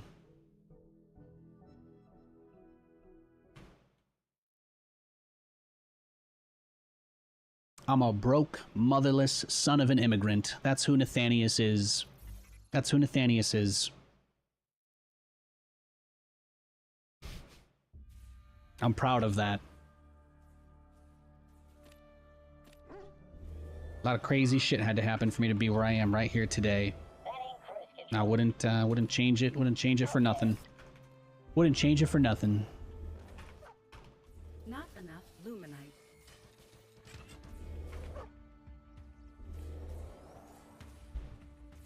My dad immigrated when he was a teenager from Europe.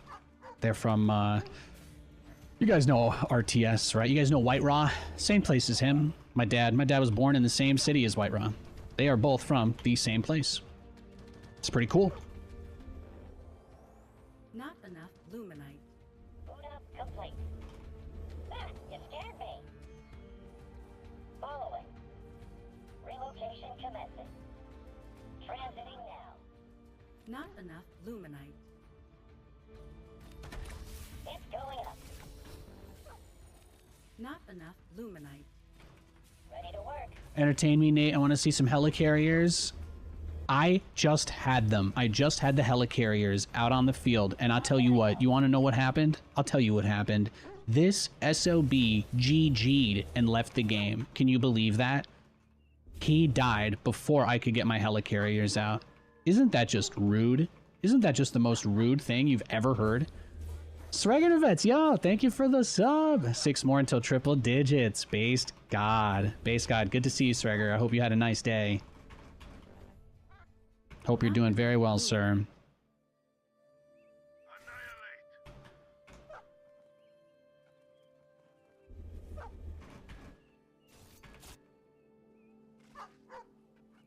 So this is pretty typical when you scout Celestial early on and see only Luminite.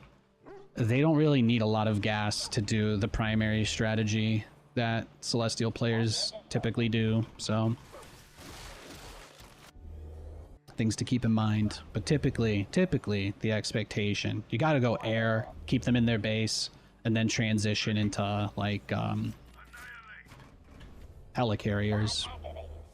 I don't think there's any way to beat the Mass Argent unless you get a lot of helicarriers. Like maybe exos, like a lot of good exos and being aggressive and all of that. Like you can, you know, you can kind of cheese them out. But outside of building a ball of exos, which is something I just really don't want to do because that's like, you know, everybody does that.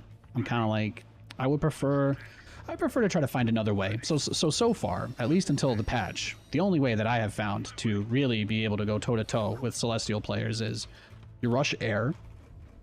For two reasons. It shuts down their eco build when they go for the fast Legion haul, you know, for the Seraphim.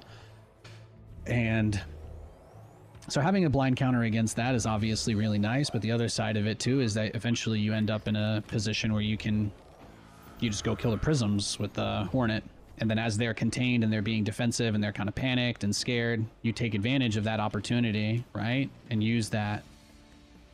So while they're panicking and kind of throwing together that defense, this happened in the other Celestial game I played earlier today. So Upgrade complete. You scared me. All systems clear. yeah, you see, even sending those 3 bobs to build the hell, the starport, you can kind of see that it doesn't really go at the pace you'd maybe want it to. 'Cause those bobs don't exactly split up perfectly. If they can get improvements there, like if they actually can show meaningful improvements with like the pathfinding and stuff like that, I think that'll be really big. I do think the graphics update, again, it was a day. Nice. What even happened to White Raw? White Raw has been, he's been out there supporting his country. That's what he does. Complete. I follow him on social media, and he just posts about, yeah, he volunteers a pretty tremendous amount of his time to try to help his country. So he's pretty based for that. That is what he's doing. That's why you don't see him gaming. He's got an actual real thing that he's pretty big deal. My air style is more fun to play than Exo Ball. I like to think so. Telling people that I only do my builds because they're fun has never resonated though. Like every time somebody's like, "Why do you build battle cruisers?" It's like, "Bane, tell me about Bane. Why does he build the cruisers?" And I'm like, "Because it's fun." And they're like, "No." No. I'm like, "It's fun. I don't know what to tell you. Battle cruisers are just fucking hilarious to watch fly around." And they're like, "No, it's because you're too bad at the game to do bio." And I'm like, "I've played 5 million games of bio already. I've only played 500 games of battle cruisers." And they're like, "No, it's not possible. The only reason that you could ever possibly make a choice or do anything is because you're bad at something else." And I'm like, Our forces are yeah, that's why you don't see me doing StarCraft as much anymore, because that's typically... I tried to stream StarCraft last week, and the only thing anybody the whole stream said was, "Oh, is Stormgate dead?" And I'm like, we're not even playing the game. First of all, we're not even playing Stormgate, so I don't know why that's on your mind. But second of all, why are you here if that's the only thing you came to say? And it's just another reminder again. There are people who just spend their time looking for absolute nonsense that they don't even care about, just to complain, just to complain for the sake of complaining. It's yeah, it's yikes. It's yikes is what I was going for there. Mind-blowing though. Mind-blowing stuff. Well, like I said, the Foreseer guy, right? Like the Foreseer guy that has the hate Discord for Stormgate up. Like the fact that stuff like that even exists, you know, mind-boggling.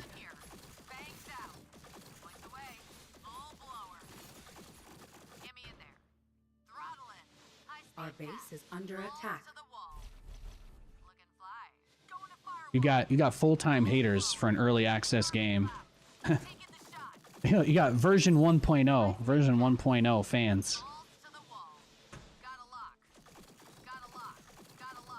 It's good though. It means there's a lot of eyes on the game.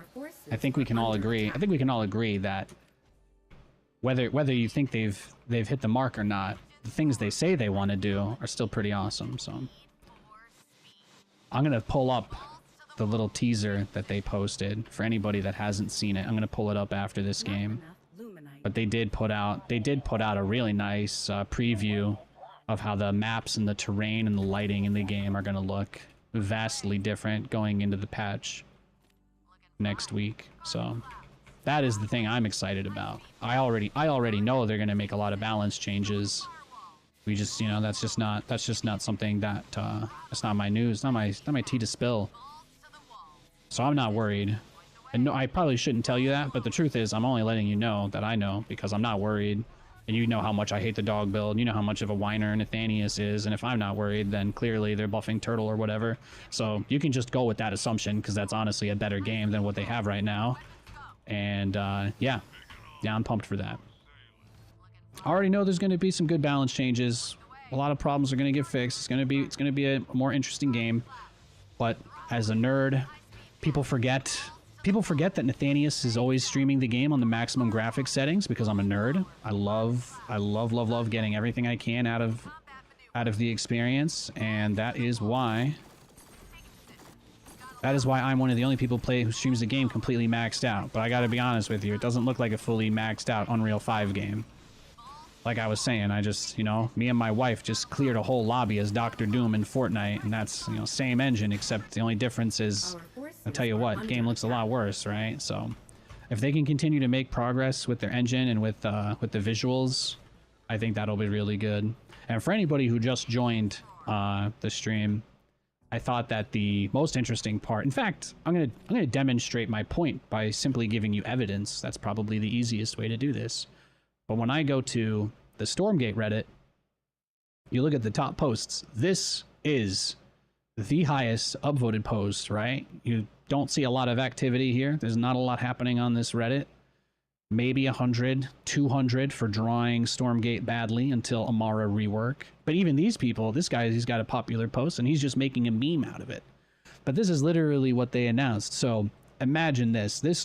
People talk about how negative and toxic the Stormgate Reddit is.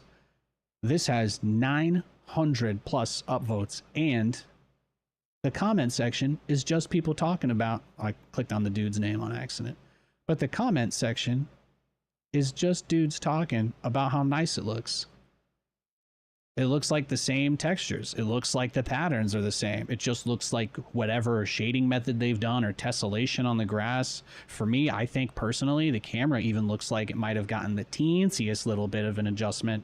But overall, you have, you know, it's a huge difference in terms of these rocks right here. They're kind of an afterthought here, but here they really stand out, you know? Like they feel like an afterthought in the above image, and then here it's like, okay, yeah, you can kind of see stepping up onto this from the path. Personally, me, Nathaniel, I think this looks significantly better than what we have in the game right now. So, and I really just like to make it clear that this is the most positively received piece of information that Frost Giant has revealed about the game since early access dropped.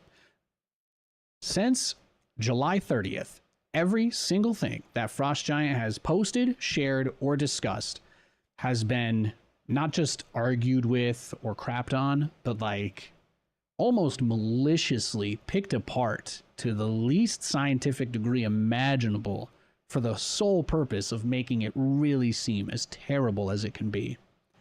And then they give us one real crumb of improvement, and you can see the people that care all of a sudden here. Lighting makes a difference. Looks prettier. A lot of similar comments. Yes, excited to see this live. This looks miles better. Kilometers even. People are starting to shitpost and meme again. Nature is healing. Nature is healing. This is what I'm talking about. This is good. This right here, and if you go to almost any other post, let's go to Hero Marine. Hero Marine made a clip about the game earlier, right? And what is it? It's just people talking about problem with the game, or the units are bugged, hotkeys. For the most part, people are really, really focused on every single aspect of the game that is not to their liking. But this one single picture that they released, this is the only teaser they've given us at all. This literally has somehow managed to completely penetrate the shroud of doom posting. And I think it's being overlooked a little. Just again, how negative the sentiment is, and how on this one particular post, it is so positive. So, as someone who has critiqued the graphics heavily since alpha, this looks great. At least 10 people agree with him, right? You know, this is good. It's very good news. It's very good news. You guys have played Persona, right? You know how the whole metaverse is supposed to be like the feelings of society, sort of, that you're kind of, you know? I feel like the negativity on Reddit is somewhat astroturfed. I feel the same way. But whether or not that is the case, this is still a huge victory for people that are, you know, giving the developers time to cook. You got to give them time to cook. And some people did ask what changed based on the feedback, but a lot of people don't realize this. We have been playing in the beta and the alphas a much worse game than what is out now. And I think this is maybe this is the only real mistake. I think this was really Frost Giant's biggest screw up, more or less. But people were willing to put up with a lot. I don't know how many of you guys played the closed beta, but a lot. There were thousands of people that were happy to play tons of games, and there were only 2 races in the game for a long time, and the pathing was worse, the performance was worse, it was even buggier than it seems now. That's one of the reasons we weren't allowed to stream it. All of that being said, they always told us we want to build everything up and then polish. They said polish should always be the last step. But hey, people came out and said, look, we do not want to play with Legos until you're ready to spend on graphics. We want to see some of that now. That's what people asked for. That's what people demanded from them, and they're giving it. They're showing that that's what they're focusing on. They said a couple of weeks ago they were reprioritizing improving the game to polish and make the presentation better. And I think that that's huge. Only plus in those early days was Dog was actually used as a scout. Well, I think when you look at the player numbers, right? When you look at the player numbers for Stormgate, the only thing this really tells me compared to the test phases for the game, the only thing that it really tells me is that the dog meta actually did kill off the player base. I legitimately believe that if they had addressed the dog issue, I think they probably still maintain a decent amount of their players and streamers. But that's kind of my other point. In the beta and in the alpha, the game was so much worse and so much buggier, and we put up with so much, and yet there were way more players. I don't think every single one of those people were wannabe content creators who felt like their bubble got popped. Maybe some of them. I know a bunch of people have already abandoned it or whatever. But this right here demonstrates to me the biggest misunderstanding that Frost Giant had is that people actually did kind of like where the 1v1 was. So, you know, them flipping everything to be about taking camps was a huge fuck up on their part. And then obviously the dog thing just made it worse. So I think as long as they address the dog situation and bring the economy more towards RTS gameplay and further away from like MOBA gameplay, then with these graphics improvements, they have a pretty big opportunity to win people back. What number of players do I think is a decent amount? For an early access game, I really have no idea. I'm not going to defend the early access thing, by the way. If you want to call that out as a gotcha, I don't work for Frost Giant, so I don't think the game, I think the game's kind of like a beta still, personally. I'm one of the most positive people about the game. It plays like a beta. That's not meant as a diss. You're not going to hear anybody try to make a more good faith argument for why I love this game more than me, but it's basically still a beta. It's not feature complete until people can change their hotkeys, so it's impossible to argue that it's out of beta because it's obviously not feature complete. So I'm one of those people who goes by the old definition of recession that we used for the entire existence of humanity as well. We only change the meaning of words when it's convenient. Our forces are under attack.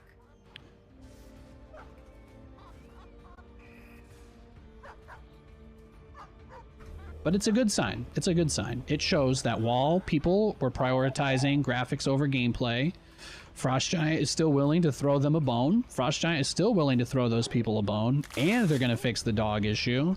And really, as long as that patch comes through and they don't do anything weird with the camps again, like making them worth 400 minerals for the entire camp, I really don't like the idea of getting money from killing the camps at all, because it's just another reminder of how uninteresting the camps themselves are, that there's not enough value there. But I think that's really the biggest issue with the design of the game, is they haven't committed on what it's supposed to be. You can tell because the patch that killed off most of the player base was the first time. It was the first time. At no point in the alpha or beta did the camps give money like this. Just so you guys know that. It was never like that in the test phase. It was never, ever, ever like it is now.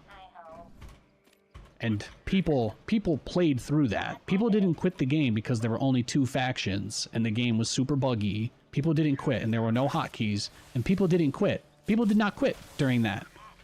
It's a very, very important detail that again, that to me is really the only big knock I have on Frost Giant, is they already had a pretty tremendous amount of data that people actually were engaging with the game when it was in a specific way, and I think maybe they've learned their lesson, but it speaks to the seriousness of the situation that they didn't even try to get a hot fix or a mini patch out, because they are so terrified of fucking up the next patch that they're like, no, we're not going to do anything between now and then, which is fine. I don't have a problem with that, but I really hope they've realized that all the people who played in the beta and the alpha who are no longer playing are doing so because of the very weird economic changes they have made. If you want to make this Vision Camp interesting and you want to be a game designer and come up with something fun that makes me go, oh, wow, yeah, Vision Camp's kind of cool, great. And if you can't do that and your only solution is, well, you get 60 minerals when you kill the camp, what the fuck are we doing here? What are we doing, you know? Why not just make workers mine more? Why have camps at all? If the only purpose of the camps is to get money because their abilities are too boring to be useful, why are there camps? This is my problem with the game. This is my problem with the game. Because that's the only thing to me that demonstrates, again, why I say it's still like a beta, because there has not been a clear decision made about what the economy should be like. And for all we know, they're going to completely rework how, like, resources work at some point or another. Like, that feels like it's on the table. It feels like it's on the table. For all we know, like, I don't even... So some of that stuff, that's where my real concerns are. Like, the design stuff, there's some extremely questionable... There's some extremely questionable things that there's just no answer for. Like, the camps have all given the same abilities and shit from the earliest versions of the beta. Like, almost nothing has actually changed with how the camps even function since the earliest tests. So I really struggle to understand what exactly the point of the camps is if the only purpose they serve is to replace the game's economy. That's why nobody's playing Stormgate right now. That's a big reason, because it doesn't take many games of playing to realize that you're either just W keying every single camp, like your life depends on it, or you're gonna lose. There's just not much you can do about that. But I think a lot of closed beta and alpha testers who abandoned the game probably did so because they did a complete 180 on the entire design of the multiplayer after we all tested it for a whole fucking year. You know, it's kind of... I try to avoid insults, but I'll say it came off like kind of a dick move. It felt like a dick move. I'm sorry. Everybody was like, yeah, camps aren't that interesting. Yeah, we know. The camps have been the same from the first test. From the very first test, nothing has changed about the camps. So I don't understand what the point of them is if we're not, unless there's another huge rework. But the problem, of course, is that if it's a huge rework that's coming for them, then you can't make the argument that we're not still basically beta testing. So, because whatever gets added, whatever they end up changing it to, is eventually going to be, we're just all going to be guinea pigs for it. So I totally get that. But it's way more of like a beta type product than it is any level of released. Upgrade complete. And again, this is me. Hi, Nathan, most positive guy about the game, okay? There's no, not huffing anything over here. I love the game. They got a lot of really good things going on. If they want the game to be successful, they need to do a better job of communicating what the point of the game is supposed to be. Because I tell you what, if they go into 3v3 and they're like, yeah, it's just 3v3 with camps and maybe everybody has an ion bolt in the corner and that's it. Don't let the other team kill your ion bolt. And like everything else is more or less the same. People aren't asking for 3v3 because they want 3v3. People are asking for 3v3 because you said it would be the least boring mode. Just to be very clear, Capture point secure. 3v3 is supposed to be the least boring mode. That is why people are excited about it. It is not to blame their teammates. It takes a very small brain to make an assumption like that. This should be good. People want to have a good time. People want to have a good time. People want to fuck around. People want to find out. People do not want to have to be microing against dogs for the first 3 minutes of the game. Nobody wants to do that. And nobody wants to feel like they can't do their favorite strategy because if they don't rush camps, they automatically lose. That is, in my opinion, how the majority of people feel. I'm gone. And I think they're right. I think they're right. Not only do I think they're right, I think they're completely justified as well. I think they're completely justified to ask those questions. But do I think that that justifies the company going under arguments people make? No, that's a little silly. That's a little silly. HQ. Because again, all you do is basically telling a prospective buyer, hey, if you buy this studio, there's only like 2 or 3 things people really don't like about this if we just finish the game, so. I'm sure you already talked about it, but Noni's video. You know, I did watch Noni's video. I mean, he said a lot of things that I agreed with. Again, my biggest problem is that they are trying to act as if what they have is some level of close to the final product, but it is just so very clearly not. And I don't mean from the visuals or the production. I do mean from a gameplay standpoint. I mean, they've been working on this for years, and there doesn't seem to be a clear vision for what camps are. And it is, it's costing them players. It's costing them players using them as, like, live testers for it. But we haven't even had, like, an official post or something that's like, hey, guys, here's our goal with camps, right? It's like, no. We want people to have more interactions out on the map. Well, you don't need camps to do that. You could just put 50 more of the healing fruits. You could just get rid of all the camps from the game and put 50 fucking healing fruits all over the ground. And guess what? People will go fight over those. You know what I mean? Like, yeah, you want to give people a reason to go out on the map? There's a million ways to do that. Why camps? Why specifically a camp? Why is it specifically a zone that could be traded back and forth? That encourages you to, you know, stay spread out and not engage your opponent for lack of having the camp back capped, right? It's like, there's plenty of issues with the design of them themselves, but my primary issue is that there is nothing interesting. There is nothing interesting about any of the camps. Our forces are under attack. They all give you money, and beyond that, they more or less do nothing except the speed camp, which is so good that it is problematic. So it also doesn't really help. Destination locked in. Destination locked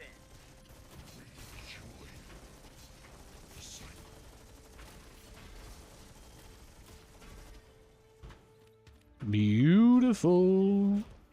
Where's the emergency? I got the high command already. Fantastic. Energy. Fantastic. They have the outcome they want, but not a vision to get there yet. Yeah. I'm gone. Capture point contested. In transit. It's like, you know, the reason why Xel'Naga watchtowers are useful, like, people fight over Xel'Naga watchtowers, right? And they are, more or less, they don't do really anything. They just give you vision over a specific area that is map dependent.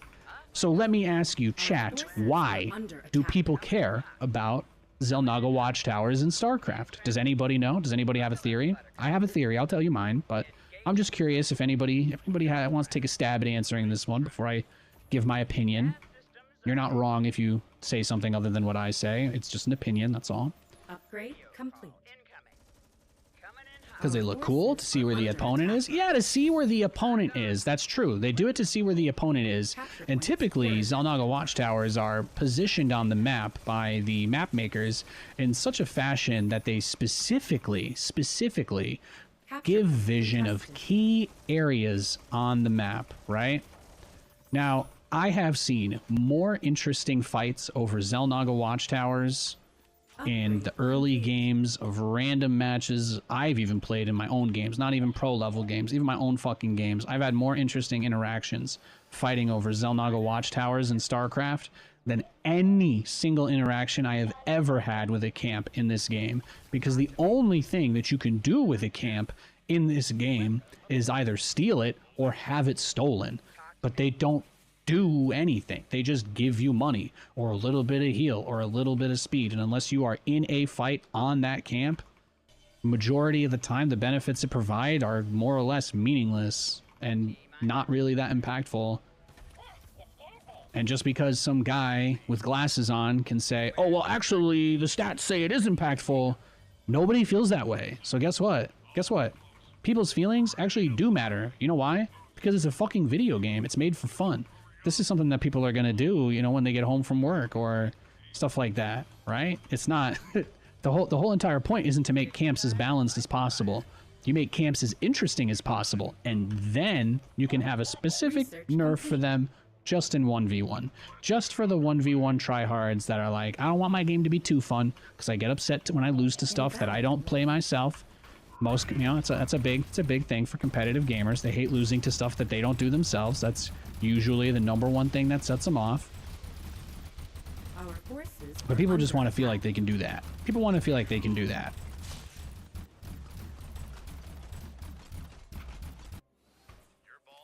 No, but if you guys watched my beta streams, and even before the 001 patch, I actually intentionally skipped camps every game. I never took camps on the launch version.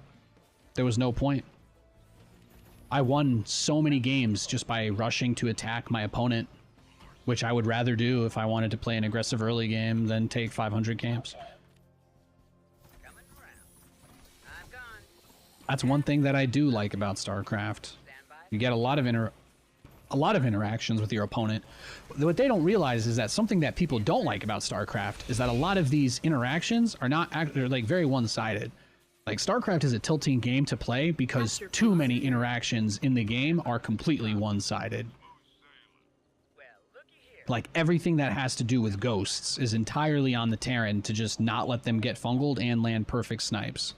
But if the Terran doesn't make that mistake of putting them out somewhere to get fungled or be surrounded, then, like, literally there's nothing that you can do about them, right? So, some people are fine with that. Some people really like the ghost meta in StarCraft, and when a game reaches the 30-minute mark in a TVZ, and there's just a ton of ghosts and nothing is happening, there are people who really love that. But I don't, because that style is not only really strong, but it's actually so strong that there's not really any other options. You know what I mean?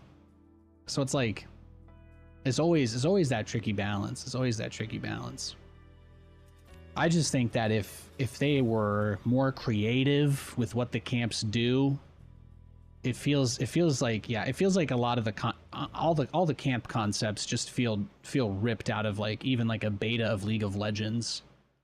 Like, I can't even imagine League of Legends having such boring camps in them, you know? I struggle. One of my favorite things about competitive League of Legends games are that there are some camps that give a really significant bonus, but it's not just because it gives money or a buff, but it's like there's a time at the game where everybody knows that, like, hey, this thing is gonna spawn, and if whoever takes this when it spawns will get a permanent, like, 1% buff to a stat or 2% buff to a stat if you get, like, multiple of them. And this concept is really great because A, it is a big deal and you get some money for killing it, but the bigger deal is that if you completely ignore it, then your opponent will just always have better units than you, even if you were in a mirror matchup, hypothetically. You know, you don't want to have turtle games that get drawn out. You don't want to have turtle games that get drawn out. Put fucking dragons in this game.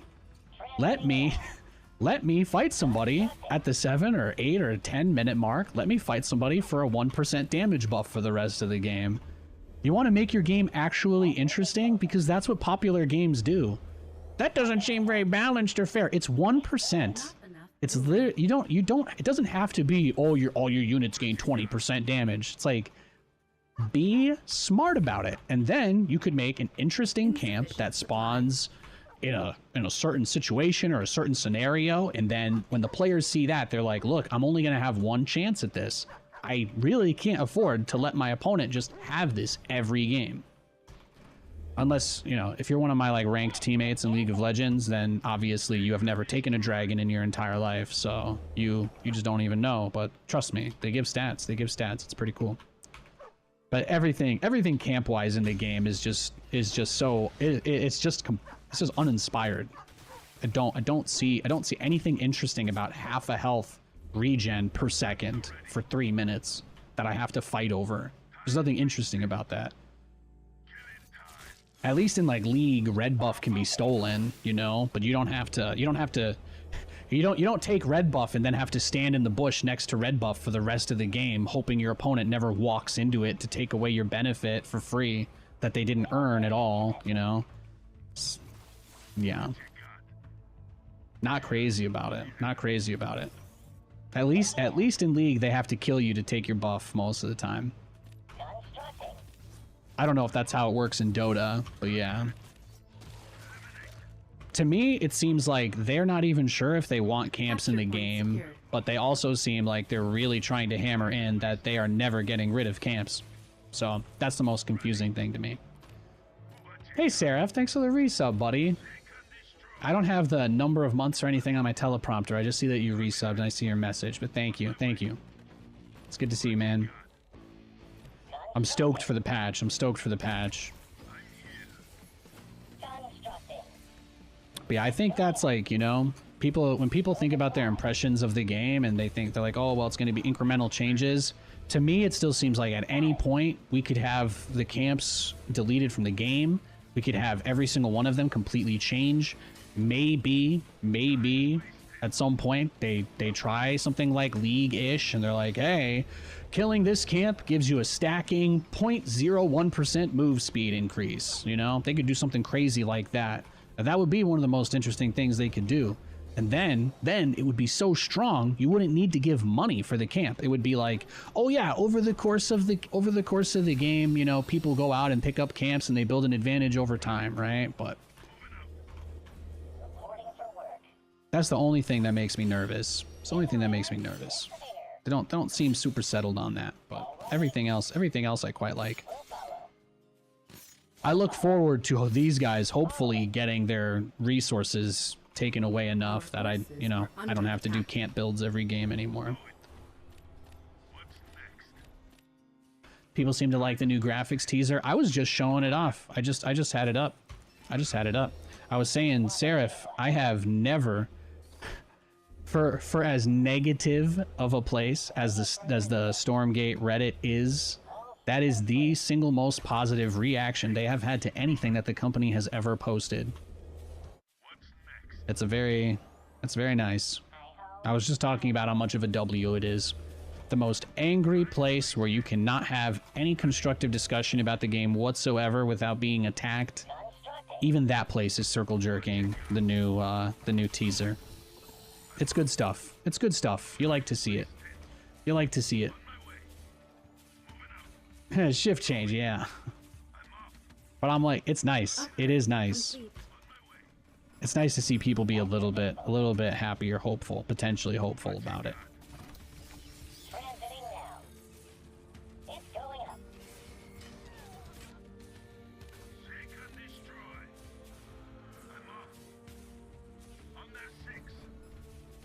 I'm here to assist. Okay. Yeah, we'll just go straight to high command as soon as that's done. We've got a lot of bobs here. Following. Wonderful. Oh yeah, you can see these from the low ground, huh? Oh, I think we're just dead. Now this is way more Argents than I usually get slammed with, so I don't think there'll be anything we can do to stop this. I needed to probably one base him. Ready to work. Fast expanding versus Celestials is auto loss if you're not rushing Exos, but we'll see. I don't think there's anything I could do to stop him right now, but next game, if I get Celestial, I just need to go one base. That's my bad. I got excited talking about this Stormgate game that I like, so. The only thing that beats this is you need a lot of Exos. You need a lot. But yeah, this A moves anything.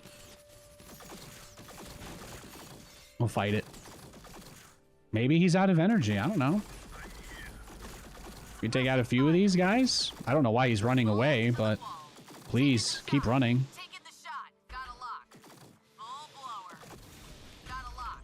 Get me Oh, I see. It's because he's built. Yeah, well, stuff like that. That's how you lose players too. I'm not interested in any of that shit. Get that out of my face. If we get Celestial, remember, we have to go one base. It's the only viable opener. You can't expand versus Celestial.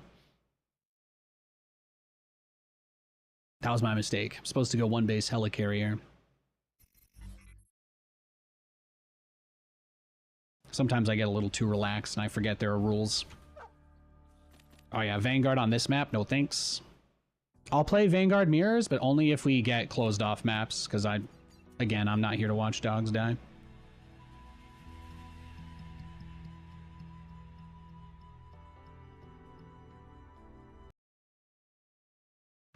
Broken Crown, can we wall off on this map?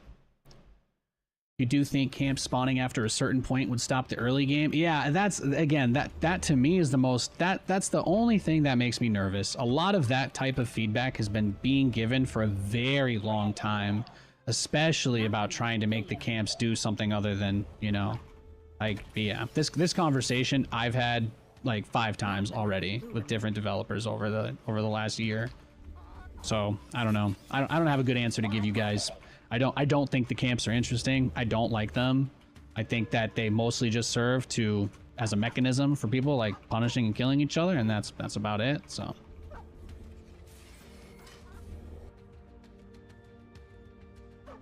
it's the economic equivalent of like dropping mules. Where did those bobs go? He had 2. He had 2 slinking over here. What did I miss? Is he cheesing me? I'm just gonna leave.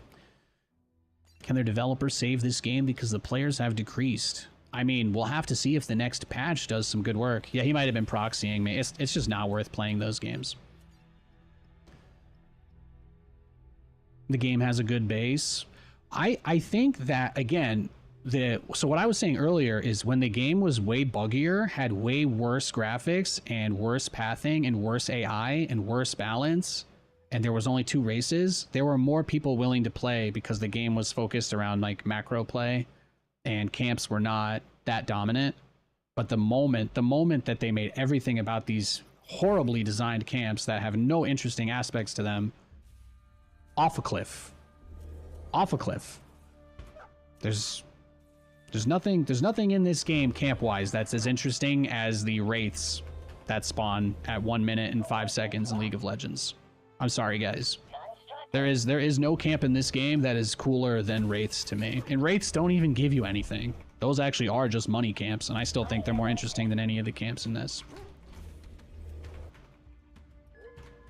I'd be happier if they tried to just rip off red buff with the healing camps. I'd be happier if they just tried to rip off blue buff with the energy camps. And I'd be happy if they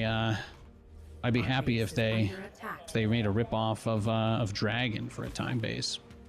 Hey Nate, I'm a bit of a statistic nerds and keep track of Stormgate believers and haters in a Google spreadsheet. You are currently listed as a believer, but it seems I should change you to a hater instead. I don't know who you are or like what your agenda is, so you could just write me down as has a huge schlong. If you could just mark that down, that's the only thing I need written on my notes. Thank you. Yes, it is important. It's very important. So like I said, everything else that they've been doing, I really like. But the only thing about this game that they've given me zero confidence on is the camps. And then look at this map. Actually, this map's a tremendous example. On this map, how do spawns even work? You have a speed camp outside the natural of 2 players, and then the other 2 players just don't get a speed camp at all, which is the most transformative thing in the game, right? And they've just left this map in the pool to be like, oh, we just wanted to know what it felt like if you got speed camps and your opponent didn't. And I'm like, you not see how this demonstrates the issue with the design of this? Is like, it's not even possible on Broken Crown to get more than 2 healing camps. So the entire balance of the game is completely fucking different on any map where there's more than 2 healing camps. You know, to me, it doesn't really seem like that hard of a problem to guess is going to happen. But that's the most negative thing I can say about the game. That really is. Otherwise, yeah, generally like everything. To be honest, you cannot find a good reason to play Stormgate when you have SC2. I mean, for me, I'm so good at StarCraft, I only play the same 2 people every game because the ladder is dead. So that's why I prefer to play Stormgate. I don't know who I've played against today, which is a benefit of the streamer mode, but I probably played more different opponents today than if I had played StarCraft today. I think StarCraft not getting updated anymore is really what kind of killed it for me. Just seeing, you know, it's like seeing that the space is kind of taken over by third parties, and yeah, all the changes are made by anonymous people with no obligation to the scene or the community, so I'm not crazy about it. Oh, is his Vanguard mirror? Well, he's going Lancers, I guess. Oh, he proxying me? Let's go next. Upgrade? How do you feel about casting / viewing Stormgate? Do you feel it is entertaining? So, I would strongly recommend you check out the Stormgate Nexus tournament that we did in the first weekend of September, last weekend of August. It was sponsored by some money management fund. Beowulf ran it. It was on Beowulf's Twitch. I would strongly encourage you to check out the semis and the finals of that event. I thought it was really nice. There are issues with the game, but that tournament was awesome. Percival versus a laser. I mean, a laser shit on Percival, but I don't really care. Vanguard's boring right now. Vanguard is horrible. I really don't like where it is with the dog stuff. Until that gets fixed, I just don't care. But I really liked the Celestial Infernal matchup between a laser and Parting. I thought that was incredible. I think if you haven't seen a laser versus Parting, you don't actually understand what high-level Stormgate can look like. And it wasn't pretty, it wasn't clean, but it was a hilarious, and it was a really interesting and entertaining match to watch. And as a caster, as a commentator, there's 2 schools of thought. There's the, I'm really desperate to get hired again, so I'm gonna just information vomit at every opportunity. This is what people who want to make money, but don't have confidence, this is what they do. They just spew numbers as much as they can. They try to show off their knowledge and not really break things down or analyze them. But the way that I like to approach everything is from the angle of what keeps things interesting. So for me, there's nothing more entertaining than seeing something that I haven't seen before, because I don't give a shit if I can tell chat that I knew it was going to happen, because I don't fucking care, because I'm just there to tell everybody what's happening now and why that's interesting and why that's cool. So from that aspect, I've been able to get that out of Stormgate, and I have liked that, thankfully. And I tell you what, man, they asked me to cast this event, and I'm like, dude, you want me to give you 2 days of my weekend for free to just cast this while everybody's shitting on it and hating on it? And you know what? Bro, I told myself it was going to be so horrible in my head. I told my wife, I'm like, Kate, this Bayo guy seems like the only dude who doesn't think I'm a piece of shit, so I want to do something nice for him. So I'm like, I'll just do this, I'll sit through it, and I end up having a great time. I go in super nervous. I'm like, we're going to sit down. People are going to mass dogs every game. People are going to be like, this is why nobody plays. And that was my full expectation. And they were completely supplanted. It didn't end up being that way. Percival tried, as you called out, Percival tried to cheese the shit out of a laser. A laser broke him, Bane style. Everybody's like, oh yeah, well, Vortex and Lucifron, Well, guess what? Mana just shit on them. Vortex has this unbeatable cheese. Celestial can't hold this infernal cheese. It's impossible. Wah, wah. Guess what? Mana shit on them. It was amazing. It was incredible. I watched all these different strategies that people whine about. I watched every single one of them lose. I watched them lose almost every time, and it was amazing. And the best part isn't even that. It's that because we had so many best of 5s and best of 7s, that there were moments during the match where a player realized they couldn't just do the same shit every game. And we actually got to see some really interesting creative decision making. That tournament was awesome. That tournament was amazing. The viewership was like double the active player count while it was on, which only means one thing. Obviously, there's something there, but let's go back to StarCraft. What is a strategy that plagues the ladder, makes people uninstall, and generally leaves a bad taste in their mouth, but also has extremely limited usage in the pro scene? We got any takers? Any ideas? Can anybody think of a strategy that you hear about all the time? People hate it. People hate playing against this, but you watch tournaments and you just never see it. You just never see it in tournaments. But it's so, people are so frustrated when they get matched against it, right? Now, this is the mistake that StarCraft made, is because they use this pro scene thing as part of their argument for why there needs to be so much bullshit in the game. But let me tell you, not only do you rarely ever see people proxy Reapers in pro-level TVT anymore, not only do you never see people proxy Reapers in pro-level TVT anymore, but I guarantee you, half the Terrans that have quit the fucking game in the last 10 years probably did it off of getting proxy Reapered. So let me ask you, whose experience matters? The one guy playing at the very tip top with a strategy that is considered so bad at the pro level that nobody even does it? Or the guy who just wants to log on, have an edible, play a game or two, enjoy himself, maybe play one game in the whole day, and he just gets Reaper rushed because it is such a good strategy that you can fucking do it every single game all the way up to Grandmaster.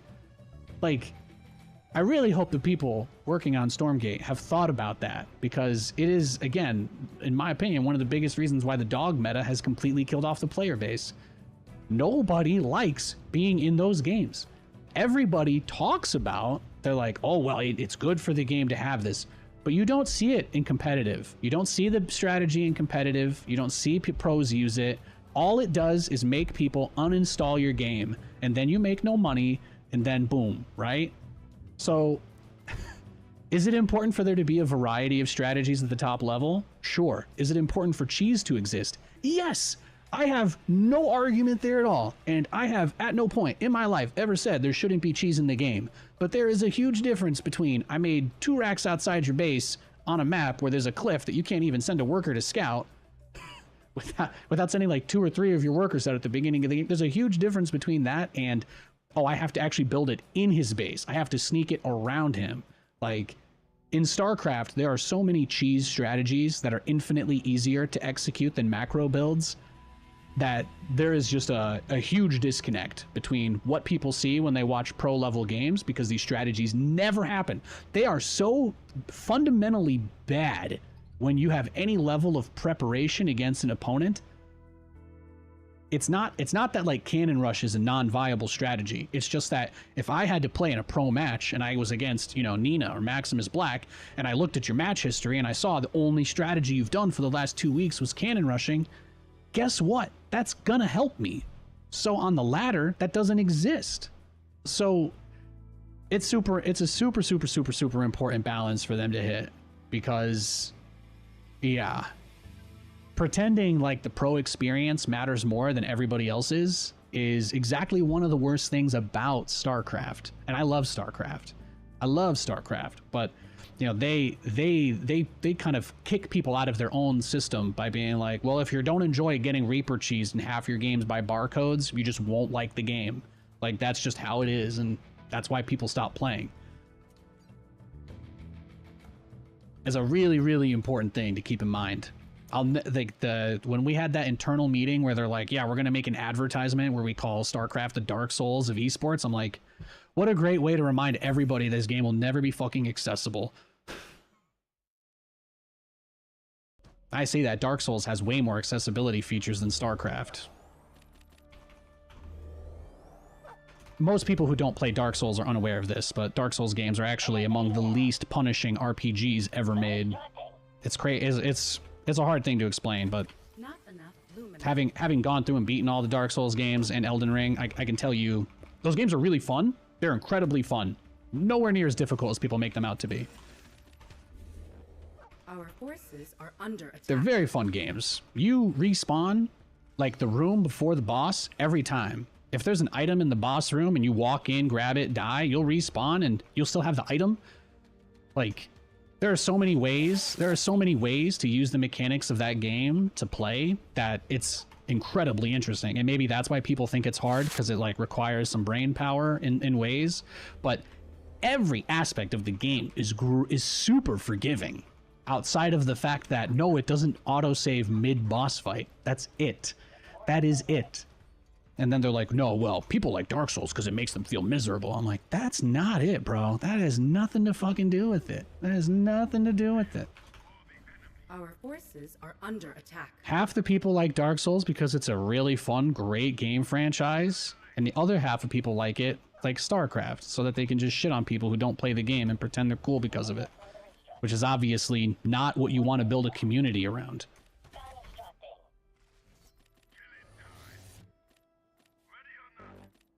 Insufficient supply.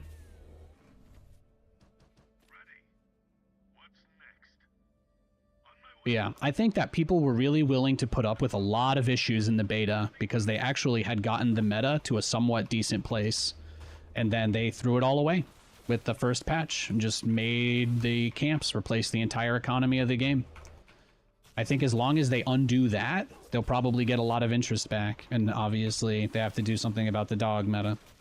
But fixing the camps would probably make rushing dogs to take camps a lot less viable, so... It can also be a problem that solves itself. Isn't that kind of crazy to think about? Capture point secured. So that's how I look at it.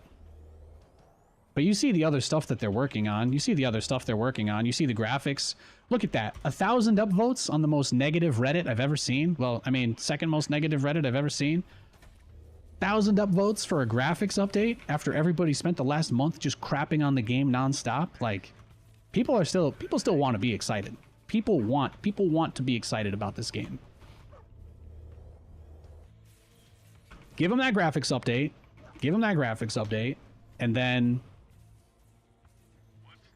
get the dogs out of the 1v1 meta. Let people just build units and feel the game out. And recognize that balance does not fucking matter. And making the game more interesting for people that actually play video games and want to enjoy is what matters the most. And they can always tune 1v1 separately for pros later. It's just not as big of a deal as they make it out to be.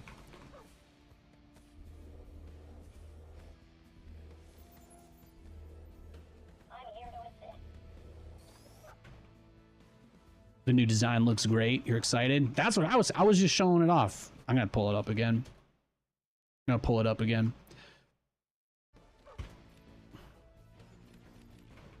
He's got a lot of brutes, so I wasn't sure if he was about to try and hit me there. Our forces are under attack. You want me to do what now? I think we've got enough time to take this camp and head back, maybe. He hasn't taken his heal yet, so I don't know what's going on there. Do I think the sarcastic meme posts are good for the game community? I think that anybody who takes what you see on social media, especially this year, seriously, Upgrade. I think you probably can't be saved, to be honest. That's the most real thing I can say. If you look at rage bait on social media and fall for it in current year, there's nothing I can tell you, man. Like, we get so much information, so much stuff about how everything is bots everywhere, and like every website is just rage baiting people trying to get clicks. Like, I just don't know how you can take any of that seriously. The game is far from perfect, but if you look at that stuff and get upset, you're a part of the problem. You give those people all the power they have, the same way, you know, the developers give those people as much power as they want to. There's no authentication of accounts on Reddit. You already know the majority of the accounts are bots to begin with. So if you want to make serious life-changing decisions based off of anonymous, unverified people who might literally be a Russian troll farm, Be my guest, but I'm not going to assume that you know what you're doing if that's the case. All systems clear. StarCraft had a lot of the same problems with that. When people working on a game's biggest fear is like that other people will know it's them in charge of a project or working on something because of the retaliation or harassment they'll get, like, that's really fucked up. Like, the fact that they don't want to, like, the intern doesn't want to balance patch the game because he's scared there'll be a Reddit post about him is like, that's fucked up, actually. That's real stuff, too. That's a real conversation I've had with an actual person at an actual game dev company, because they are all required for their KPIs to monitor all of that stuff. So then some troll posts some crazy shit on Reddit, and then you have to respond to it at some point. There has to be an internal meeting where everybody just stares at this random guy just jerking off on his couch talking about how much he hates a game he's literally never played, and all of a sudden it's your business now to write a message to your boss about why 500 people agree with him. Research complete. Shit like that absolutely ruins game dev. And then of course it turns the developers against the players, because then they're like, man, people don't know what they want. And it's like, that's not true. Everybody here has pretty politely told you we don't like dogs in the game, you know? Like, have you seen me going around raving and screaming about the dogs? No, I've said it politely 100 times. But if you want to know why people eventually do get loud, it's because when you quietly talk about the things that affect the game the most, you get ignored. So, you know, little self-repeating cycle that just never goes anywhere. Just nothing, no progress can happen. Which again is the entire point of that is quite literally the agenda of the trolls.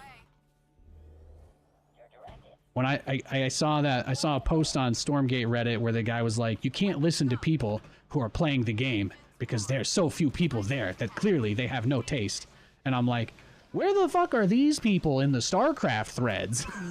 Like, well, actually, the only people who can't have an opinion on StarCraft are StarCraft players, because they're the only people who think it's fine that 80% of games are against barcodes. And I'm like, if you posted that in SC Reddit, you are going so far down. You might even get more downvoted than me there, that's really something. You imagine saying that in StarCraft? Well, actually, StarCraft players who currently play the game are among the worst of the player population ever, because they're the only people who didn't give up on this shitty version of the game. Like, is that really how you feel, bro? I'm gonna say that's a stretch. I think that's a bit of a stretch. I think people just in general talk about anything that they care about, because why else? Even the people that say they hate the game, they still put. Even that was the Foreseer guy, right? Even that guy's got a whole Discord dedicated to hating the game. Even he won't give up on it, no matter what he says. To me, that means something. I think it does. I think it does.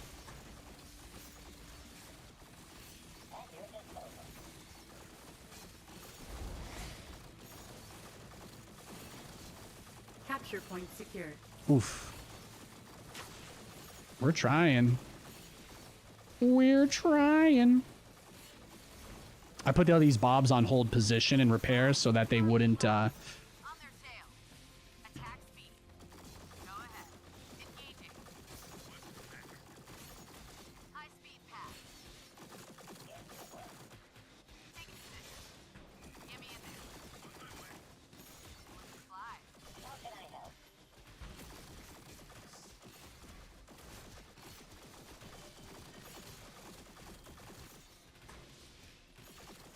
Point the way.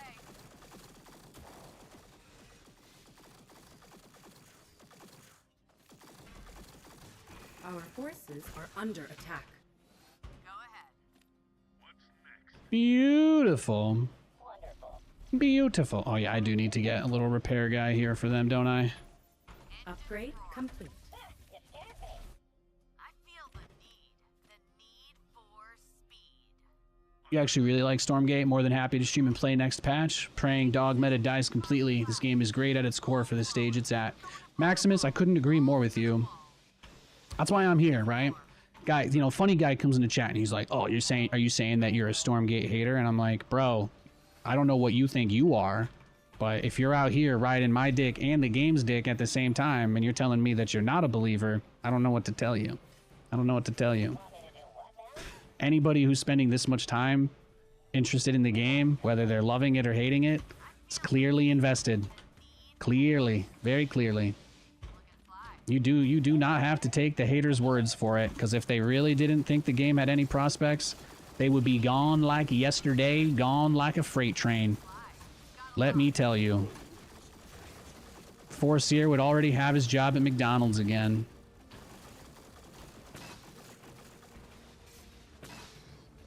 They would be gone.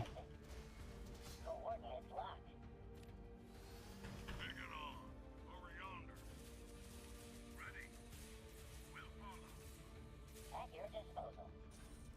Yeah, exactly, Maximus, exactly. I don't like the dog meta. I'll play in spite of it. I don't like the dog meta. I'll play in spite of it, but people act like they're you know, keyboard warrior thing. Like, if I go on and talk negatively about this video game I don't like, somehow this will lead to good things for me and something that I actually care about. And I'm like, that doesn't make any. There's no logic there, right? There's not much to take away there. I don't know what you're supposed to really learn from messaging like that, but that seems to be about the only argument these types are capable of mustering as well.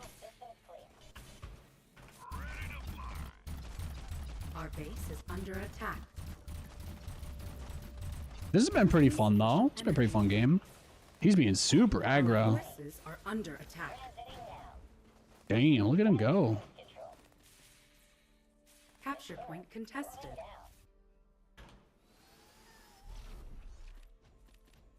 Well, thankfully I got a lot of money here from the way the game's gone so far. He's being really aggressive. But I'm not super worried about that. I'm getting everything I want. Love you, Nate. Hey, nice up. Thanks.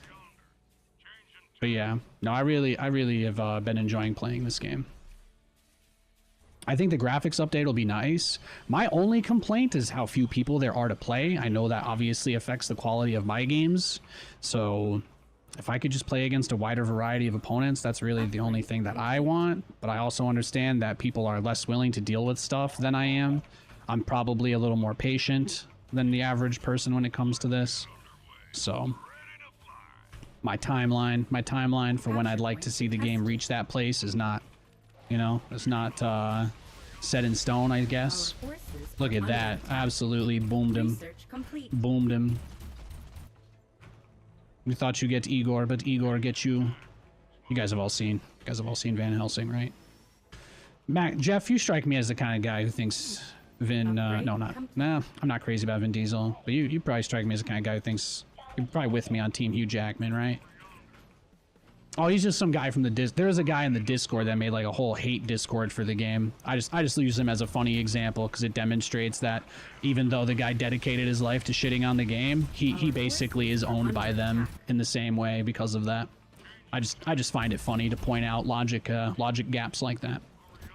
The I hate your game, so I will dedicate my life to doing everything I can to talk about it and endear people to the developers as much as possible by being completely unreasonable.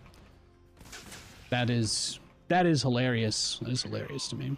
Our forces are No, I got invited. I got invited to the hater Discord from it too, because I noticed that they were posting some emojis in the official Stormgate channel from a private server there that were pretty derogatory about the game.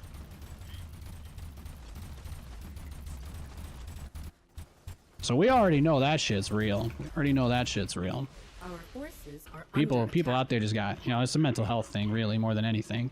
There's no justification for that kind of insanity. But there's only so much you can do, right? Can't be everybody's dad either. All systems clear. You've taken a short break because you're sick of the dogs. Yeah, I would be streaming this game every single day with no break, honestly, if the dog thing had been fixed. The only reason you don't see me raging about it right now is because I'm pretty confident it's going to be fixed in the next patch. And I'm going to be patient and wait for it. That's all. 7 days isn't too bad. I mean, that's like The Ring, right? If you watch The Ring tonight when you go to bed, the ghost will come kill you. Samara will come kill you right as the patch comes out. So that's kind of hype if you wanted to do that. Secured. Let's get underway. Changing tack. Smooth sailing. Even Samara will crawl out of your TV right as the patch drops if you watch the movie The Ring, probably 3 hours ago, actually, sorry. They usually drop the updates around 10 or 11, I feel like. Maybe it'll come late. Oh, the last patch was a little later in the day. Maybe. We'll see, we'll see. If everybody at Frost Giant Studio... No, don't all watch the movie at the same time, guys. We never know when Samara's coming back, all right? That's very dangerous. That's very dangerous. Don't all go watch the movie. Somebody has to tell us if they survived or not.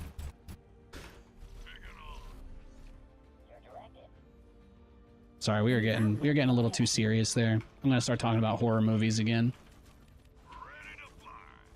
Our forces are under attack. Here we go. Damn, look at that. Look at how many gaunts he has. That is beautiful. That is something else. His mass static defense strategy. Insufficient supply. Yeah, who's the turtle now? See, this is why I love playing this game. My opponents literally turtle harder than I do. Oh, I like this though. Nice little counter move. All my Therium is still intact, so it's not much of a problem. Our base is under attack. Yeah. Boom, boom, boom, boom, boom, boom, boom, boom. Boom, shakalaka.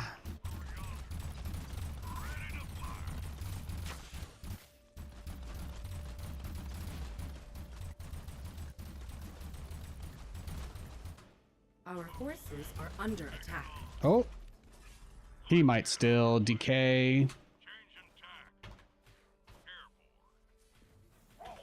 Oh. That one didn't load. That's okay. That's okay. I think we're still fine. I think we're still good. We're still good. Our base is under attack. Oh, okay, okay. Yeah, so he's just trying to stop me from building these guys. I see, I see.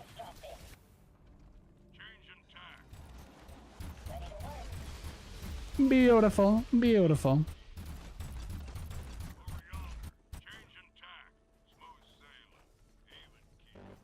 No. Now I come up this way and then go home. Whee! Perfect.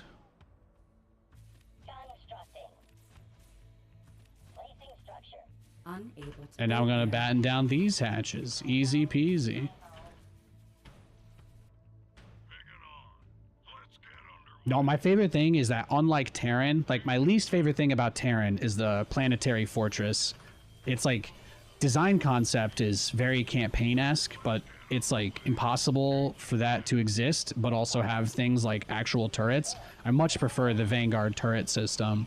It's easier to kill them, obviously, than a planetary fortress in StarCraft, but I just never really liked that your ability to expand on the map was only limited to where you could place command centers, and it also doesn't really feel fair that the only static defense that you really see get built, it happens to be, you know, 1500 health with an absolutely unholy amount of armor and damage.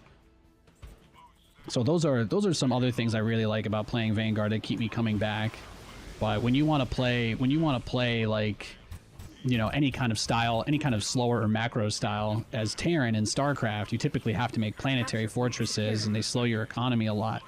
But you don't typically get the choice between planetaries and other static defense, because the only option you have is you could put Marines into bunkers, but they cost supply, so it's very different, right? But there's not a lot of supply-free static defense for Terran and SC2. Except the very, very powerful planetary. But like, I don't like having all or nothing solutions to my problems either.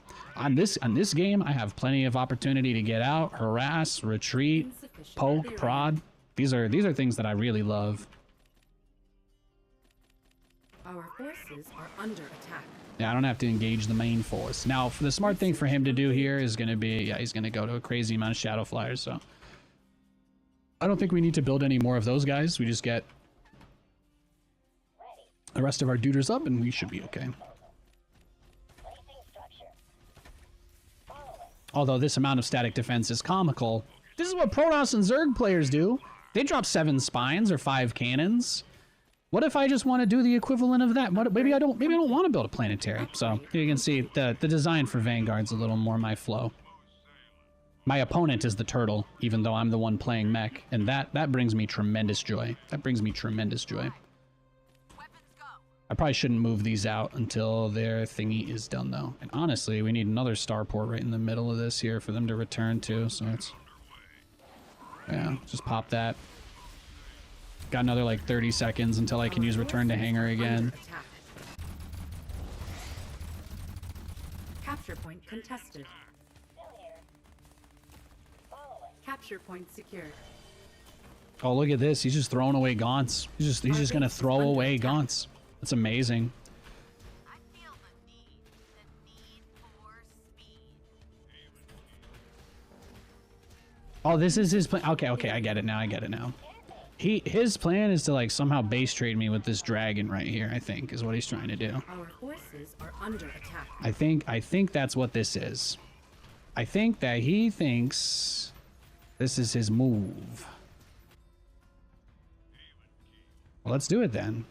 Let's go. Throttle it. Get me in there. We can slide. Go ahead. Our forces are under attack. Got a lock. Our base is under Yeah, let's attack. go, baby. This is it.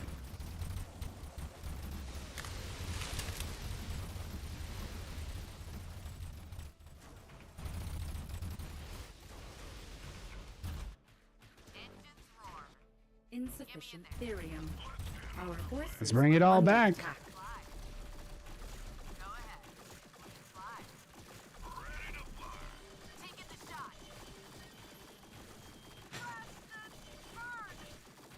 Yeah, it's tough. The dragon is strong, but that's 700 minerals and gas for him that he just lost, so thankfully there weren't many workers left in that base to die, so I think we are okay. The game has reached a pretty silly place now, I have to admit. It's definitely, we're definitely in meme territory. Deleted those Skelemans? Oh yeah. Well, I think you can just see here the frustration probably from him that he's having a hard time chasing me down. It's important to remember the supply boost depots can also be put on the healing turrets, and that makes them heal faster too, so the more you know. Oh, and then he did this. Wow, he really threw the game away now. That's it. GG. Thank you. Woo! New hero being released. Did they say there's a new co-op hero coming out this month? That's pretty sick. Yeah, there's, I know they teased a graphics update. They teased a graphics update yesterday, and I'll pull that. I'll show that to you guys again. Again, you talk about what people post about on this subreddit, and generally speaking, you know, it's a lot of negative stuff, but it's been incredible to see the amount of positive feedback that's been coming off of this one single post. This is the only teaser that we have. This right here, to the best of my knowledge, is the only thing we have from the next patch. I have not seen anything else. This is it. And it's a pretty monstrous difference, right? So if this level of improvement visually is seen everywhere, I think that will obviously get people excited too. So you look at the responses, right? You got 260 upvotes on a guy saying it looks the same but just used better. That's good. That's a good thing. It's a good thing. So yeah, it's just been awesome. It's literally the most positive I've seen people be about the game since it went into early access. So people want to see a little bit more polish. People want some fireworks. People want something sexy to get amped up about. And I think that that's great. I think that makes a lot of sense. But I also think they were doing this anyway, you know? Maybe my real question is, when do we get this screenshot if without the outrage? That is maybe the question I would ask. How long would it have taken to get this level of graphics update without all the bitching and moaning? It was maybe the only question worth actually asking, because this is clearly what people wanted. This is the only thing that's gotten a generally completely positive reception. So, you know, it's stuff like that. It's stuff like the camps being the same from the earliest beta builds. Stuff like that is, I think it's a big deal. I think it's a big deal. A lot of people care about the visuals. When the meta got completely shifted into mass dogs and camps, again, at no point in the beta, at no point in the alpha were we getting money for killing camps, right? These were like crazy changes that were only thrown into the public arena and were immediately rejected. But you see them do something people like, and the positive comments come pouring out. So many negative posts in this Reddit People just angry about so much, no matter what. But crazy amount of people excited about this. It speaks volumes. It speaks volumes.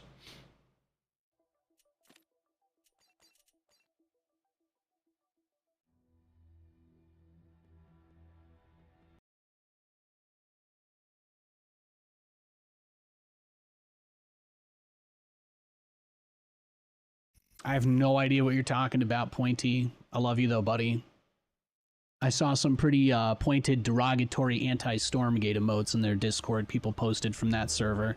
And when I asked about it, somebody privately reached out to me to let me know who was running the server and if I wanted an invite. So that's all I got. That's all I got for you. That's all I got for you. I'm not out here hunting people down. I'm just pointing out the hilarity of someone full-time hating a game that they claim to not think is any good.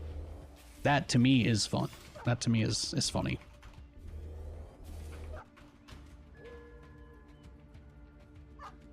It's like doing your hair before you go to school so you look good when you yell at somebody, right? And bully them.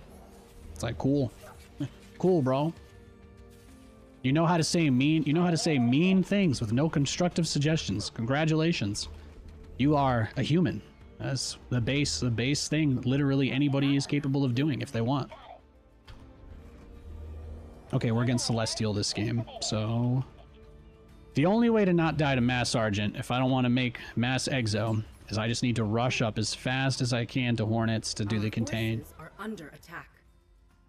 Please keep that conversation about what the emotes mean and stuff out if you guys want. I'm not interested in hearing you guys talk about stuff like that. Sorry.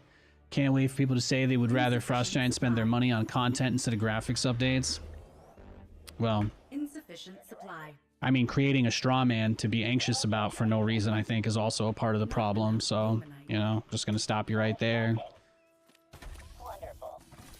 When people talk, you can engage them then, I think. But when people talk and then you just echo them, you know, forever, I think you're about as bad as they are, really. I'm sorry, it's true. You can't just walk around saying, "Oh, now somebody's gonna do this," or "Now someone's gonna do that." I'm like, it's exactly that kind of attitude that enables these people to get away with it.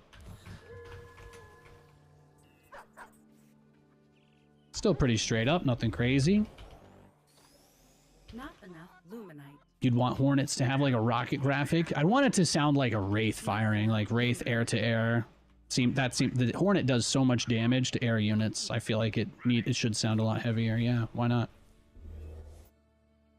I think I've told you guys this, but disclaimer before you ask me my thoughts. I mean, to me, feature-wise, we're still pretty close to about beta as we can really be. So I don't really treat anything like it's even remotely close to done or in final design. So if you're like, Nathan, do you think units need a sound improvement? My answer in general is obviously yes. But I do not have any specific answers because if this game is going to be good, they're going to do all of those things anyway. So they're going to put heavy sounds. This isn't feedback they need from us. I mean, what's the #1 complaint about StarCraft 2? Not the people being weird about balance. The #1 complaint is that, well, for visual and audio anyway, is that there's no punch, there's no weight to anything, right? They got rid of that really heavy chuga of the Marine shooting and they replaced it with you know, this is not, there's nothing inspiring about that. They already have that feedback. If they need us to tell them that sounds are important, I mean, we're fucked anyway. Look at who they brought in to do the music. They know. Look who they got to do the voice lines, right? They know that matters. I'm not worried about that part. Upgrade complete. I like seeing updates to the presentation, but that was never my problem. I was always under the impression that if the launch went really well, again, the flashy stuff probably would have been held off as long as possible so that they could make it as cool as possible, which to me was obvious, but to people who don't understand game development, they saw the first version and they're like, the graphics are gonna be like this forever? And it's like, no, obviously not, but doesn't stop, you know? It doesn't stop the discourse from turning into that, which is why, even though I didn't agree, I'm still very happy that what they've done has managed to reach these people, because I think that that's I think that that's important. Bangs out. Even if all 1,000 of those people commenting and upvoting that are, even if they are bots, even if the people being positive now are bots, I mean, it's still better. Still gaining yards at this point. Still gaining yards. Taking position. High speed path. Got a lock. Full blower. Carbon cloud. Look, I know this doesn't seem fair, but I have to skip every VVV I get because of how bad that matchup is, so Firewall. you're just gonna have to let me take my trauma out on you because I only get to play one matchup in this game. Well, two. I only get to play 2 matchups in this game, sorry. Our forces are under attack. Go ahead. Bangs out. Combat maneuvering. Point the way. Yeah, losing the Hornet probably costs me the game, though. I don't actually think you can afford to lose any of them with this. Taking position. I feel the need for speed. Got a lock. Full blower. Carbon Our cloud. forces are under attack. Engines roar. But yeah, if anybody wants to lose, hey, I love making free money. If there are any doomers in the chat and you wanna like, we'll get like a crypto smart wallet transaction so neither of us can back out. But if any of the assets that are in the game right now that I'm playing, if these are the final assets in a year, by all means, take my money, Weapons take go. it. I do not see the majority of things lasting in their current state. And based on the preview, we already know the maps are about to change completely as well, so that'll be really nice. How can I help? They're gonna look a lot better. I'm hyped for that.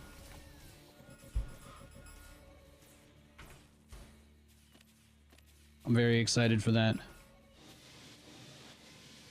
Hey, Till. Hope you're doing all right. I'm great, man. I'm great. Upgrade complete. Carbon cloud. Throttle. Here it comes. Balls to the wall. Looking fly. I feel the need for speed. Yep, and that's game. Yeah, there's not much you can do against that. We'll just go next. I didn't rush my Hornets fast enough, I suppose. Well, losing the tier 3 one, obviously. If I had 3 there and a tier 3 and enough for the shield, then maybe we hold that, but... Micro and pull workers? Not in this game. Pulling 3 workers in StarCraft is not even 10% of your economy. Pulling 3 workers in this game is like 50% of your economy. They tried to make it seem like Therium was really complicated, but everybody misunderstands it now, and Luminite is actually the one that you have to fucking micromanage. Like you have a degree. It's very, very dumb. No, Luminite mining is super complicated for no reason, and then Therium, I don't know. Like, they tried to make it seem like Therium could be managed, but that mechanic just doesn't exist. There's only 2,500 no matter what you do, so... Yeah, I'm kind of like...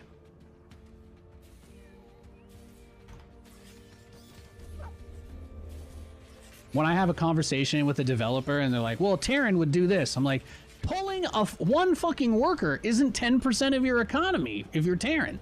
If I pulled one, even just a Bob to build that, right? That's like a huge amount of my economy. To make this depot to go down, that's 10% of it right there, you know? And these guys aren't even mining while these guys are going, so you don't get full efficiency out of all of them. You can literally only ever have like 6 or 7 Bobs mining at 100% efficiency. Like, it's not even remotely close to StarCraft or Terran economy at all. Because the whole entire point is that SCVs are like disposable. People use them for all sorts of things. They build, they fight, they repair. The only thing Bobs do in this game is move really fucking slowly. That's about it. That is it. That's all Bobs do. They just move really slow. Then you play Celestial and you're like, well, you have flying workers in your base mines, so you don't have to worry about worker harass. Or then you play Infernal and you're like, oh, my workers automatically heal near my base and they have range.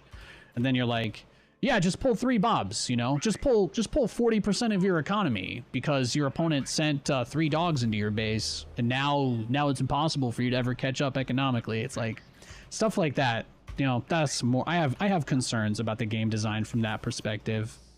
because I actually feel like they made it seem pretty intuitive to deal with worker harass for the other races, and then for Vanguard they're like, yeah, fuck these guys. They're like, well, Terran had bunkers, and bunkers were really strong, and even though we don't have bunkers or walls in this game, we're just going to pretend like Vanguard is Terran for no real reason, and then give them as many disadvantages Terran-based as you can. And then you're like, okay, but, like, you know, that kind of affects how people enjoy the game, too. So, it's tough, it's tough. But it's something I would give them high praise for. Celestial and Infernal, they did a really great job of shoring up macro for those guys. They did. They did. It doesn't... You can pretty easily or safely expand almost every single game with those. But Vanguard, well, if you get Isle of Dread or any map that doesn't have a direct ramp down to your natural, you know, you're back in Wings of Liberty. So, you know, stuff like that doesn't give me confidence that they have a super great understanding of how the game flow is supposed to be.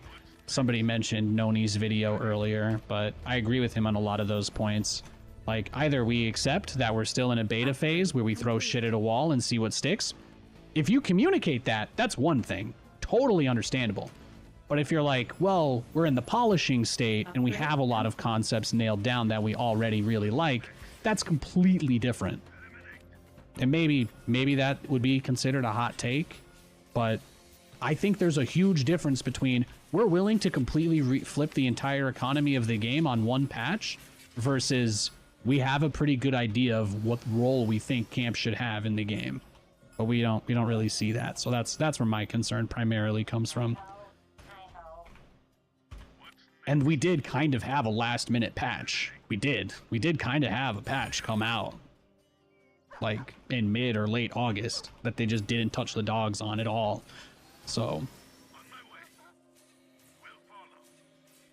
I think they'll fix that in the September 17th patch, but, yeah, no, I mean, the damage that meta has done to people's opinion of the game and the design is probably going to take some time to undo. We'll be making jokes about that forever. Just be glad we don't have any commentators making Mike Vick jokes for the events, you know. High speed pass. Looking fly. Carbon clouds. You think the Terran supply depot is genius design? Oh, it's awesome. It's awesome.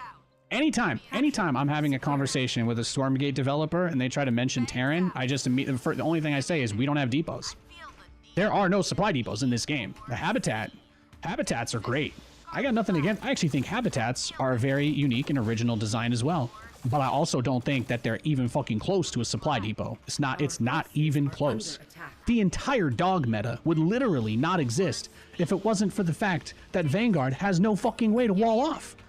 And our wall building, you know, if you were going to wall off with habitats, it can't move, it can't be closed, and it takes bonus damage from the dogs too. So it's like there's literally no argument you can make about how they're even comparable. Are they both square buildings that give supply and cost 100 minerals? Like, is that it? Is that your barometer? Because I don't know, overlords you could just say Terran has overlords in that case, or pylons. It's like, that's where I really struggle. That is something I just cannot wrap my head around. Upgrade complete. Get me in there. I feel the need for speed. Take a position. Bogey in. Our forces are under attack. The whole entire reason why Terran is so fucking strong is because they can just slam the door in your face and there's nothing you can do about it. That is at the core of what makes Terran so good. And people who don't play Terran just don't get it. You just don't get it. Once you play enough games of Protoss where you lose because you have to hold position a unit the entire game, which is like one of the most stupid things imaginable. But you play enough games of Protoss, you try one game of Terran and you're like, oh, I can just close the door? Holy shit. Oh, no. It's like, there's nothing like that in this game. Capture point secured. And again, that's where all my criticism stems from, because we get maps like Isle of Dread, and they say, well, we don't want you to have to wall off. We don't want walls to be necessary in our game. And I'm like, okay, so where's the specific design change to this mechanic so that you can deal with this? Oh, well, you can repair it. Well, you could repair the turret. You could repair it. I'm like, it's not a bunker. Do you think this thing is doing the DPS of 4 Marines? Do you think repair is the same rate as the other? Like, no, it's so different. Everything in this game is in a good way, I think, too. But everything is so different from StarCraft. Insufficient energy. Sometimes I think the devs give themselves the incorrect impression that their game is more similar to StarCraft than they think it is. Looking fly. Still here. Get me in there. Insufficient energy. It's going up. Although I wouldn't mind if they made the Bob's model stand out a little more. Making us click on single pixels to grab our units is another thing I don't like, but Capture point contested. Need for speed. hopefully a week from today, every game I play isn't just 8 to 10 minutes of killing creeps and doing nothing. Nate, you seem tilted. I got feelings, bro. I got feelings. What about you? What about you? Capture point contested. I'm going good thing, bad thing. I'm going good thing, bad thing, okay? Capture point You secured. can't pick and choose, all right? I'm going to tell you the things that I like, and I'm also going to tell you the things that I don't like. Why else? Isn't that what you're here for? Like, I don't know. Should I, like, turn off my camera, my microphone, and just be like generic Stormgate Vanguard gameplay? Is that what you guys want? I don't think so, personally. So, you know, give them my thoughts on this stuff. That's what people are here for. That's what people are here for. High speed path. Looking fly. Why not give habitats a third function that makes it a door? I mean, I guess you could do that. Bangs out. Bogey in sight. High speed. Then it goes back to my greatest thing that killed me inside about StarCraft 2 development, which was, well, we can't have a Goliath-like unit in the game because then that would mean admitting that Brood War did it better. And I'm like, it's a different game. It's a different game, baby. It's a different game. Do I really have to grow old and die never using a modern version of the Vulture in an RTS? Because people are scared of stepping on the laurels of some other game? Like, bruh, what the fuck, man? Stuff like that it's just crazy. It's just crazy. It's hard to understand what motivates some of that decision making. Carbon cloud. High speed path. Take a position. Get me in there. It's funny sometimes to think about the stuff that people begged for that they just got ignored on for a really long time. Obviously, Broodlords and Swarm Hosts were like the biggest ones, Upgrade but people complete. beg. I think people probably still post there asking about Goliaths once a year. I would not be surprised. Why not give Protoss some kind of door? Why not give Protoss some kind of door? What's the point of making everything so needlessly difficult that you can't sustain enough of a player base to even fund your own shit? Ethereum. What kind of weird moral battle are you trying to win? Being like, I'm just gonna tank myself so that I can say that I was working harder. Ho ho ho. I'm like, what is this? What is this weird ass logic? You know? I don't dig it, man. I don't dig it. Insufficient therium. Clouds. I feel the need for speed. Ready to work. Placing structure. Looking fly. Capture point secured. Our forces are under attack. Insufficient energy. Capture point contested. Bangs out. Ready to fly. Smooth sailing. Pick it on. Upgrade complete. Over yonder. Carbon clouds. Just making sure he doesn't have anything in this spot. Oh, perfect. There's this dude. Smooth sailing. Even keel. Get me in there. Let's get underway. Gunfight time. Our forces are under attack. I feel the need for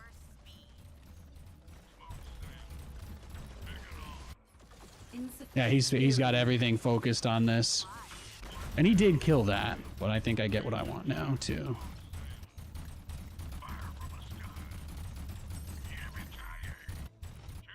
It's important to take out the batteries, because that's essentially their supply system. Insufficient therium. Send him home, send him home, send him home. You tried. It's okay, Archangel guy, you tried. Everybody in chat saw it. Insufficient energy. Everybody in chat saw it. Nobody thinks you're a loser. You're fine, you're fine. It's going up. All systems clear.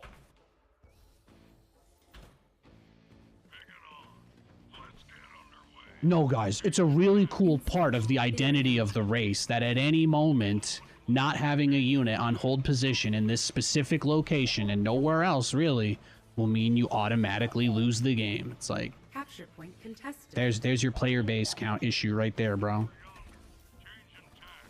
Is the most interesting part of watching Protoss in StarCraft really when they leave their door open? Really? Is that it? Or are maybe you a little dopamine addict, a little gremlin who can't get enough of watching people suffer? Huh? Which is it? Hmm? Hmm? You really think that's the most interesting part of the game? Being ruined? Being ruined if you didn't have to risk every single game just because you want to Research complete. not have to have a zealot in one spot? I don't know. I don't know about that, Chief. How can I help? Constructing. Smooth sailing. Even keel. Let's get underway. Yeah, these guys are almost... Oh, there it is. Complete. Beautiful. Beautiful. Got his Argents. His Archangel almost, too. That's Our freaking forces are under attack. sweet. Sweet. And now we go here and kill his Arc Station.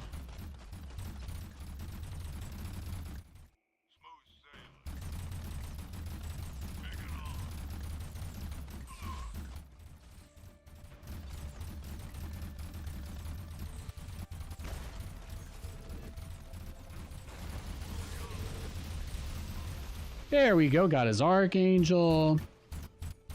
We push the camp back. It's not so bad. It's not so bad. Look at us. Look at us. We're doing great. Let's get underway. Changing tack. At your disposal. It's going up. Fantastico. Let's get underway. Changing tack.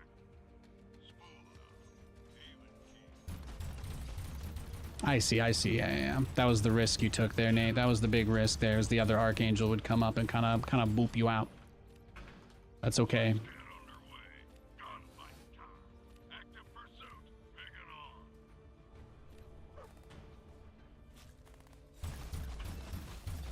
and on. Perfect. Plotting course. This should be good.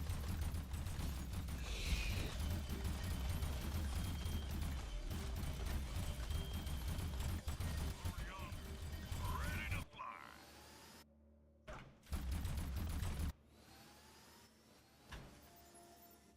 Upgrade complete.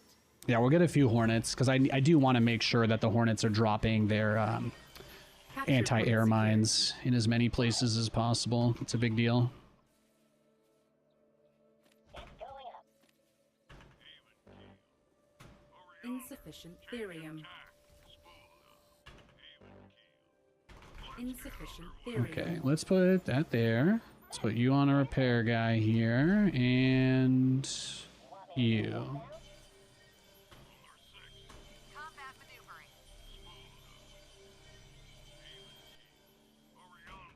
Research complete. Ready to fly. Bogey in sight. How can I help? Constructing. I feel the need. There he is. There he is. Get me in there. I feel the need. Damn. Your directive. Constructing. No, he's got a lot. Big and on. Over yonder. Changing tack. No, just clear as much of this out as possible. Blow that up. There you go. Blow that ish up. Our forces are under attack. Boom, boom. Yeah, I mean, I think I actually can take out the Archangels if we do it like this. I don't know how much those cost, though, right? Relative to my guys. So I guess that's maybe the only thing, really, to keep in consideration. Got any more Therium boys for me here, big boy? There you go. Thank you. Our base is under Beautiful. attack. Our Good. forces are under attack. Good. Good. Get me in there. It's going up. Oh, not what I meant to do.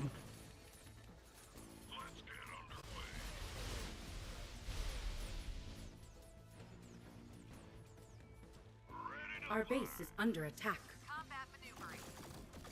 Fly. Get me in there. Insufficient. Our forces are under attack. Fangs out. Let's get underway. Get me in there. Not enough luminite. Look how many dudes he's got. Here, let's just pop that. Let's get underway.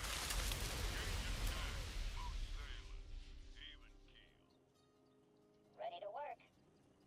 Capture point secured. Combat maneuvering. Taking position. Ready to fly. What a bizarre game we've gotten ourselves into, huh? Picking on. Over yonder. Get me in there. Combat. Is that it? He's just trolling the middle. He's just trolling the middle of the map.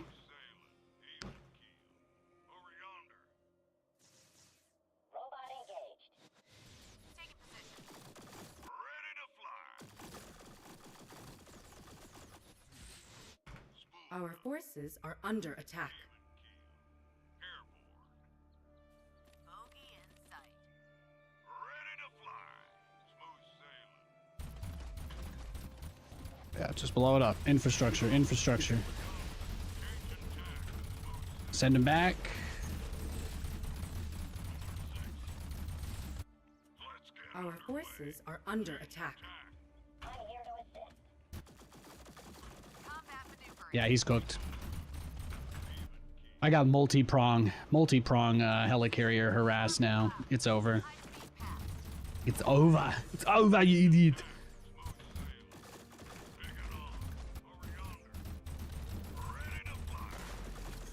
Our forces are under attack. Just waiting to see where his Archangels are. Okay, send him back. Send him back. Yeah, they do pretty decent damage, but you know, they don't really have the speed to keep up, so it helps. It helps. Wonderful. Fly. Get me in there. I feel the need. The need for speed. Fly. Suppressing fire. Combat maneuvering.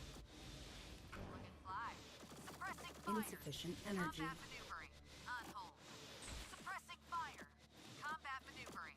Taking position. I mean, this is where the sound effects are like, it's like, what is actually happening? You know, am I like tickling him while he's chasing me with big behemoths or what, right? High speed path.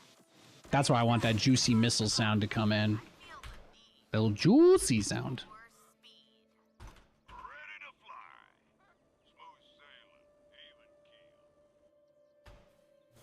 Let's get underway. Look and fly.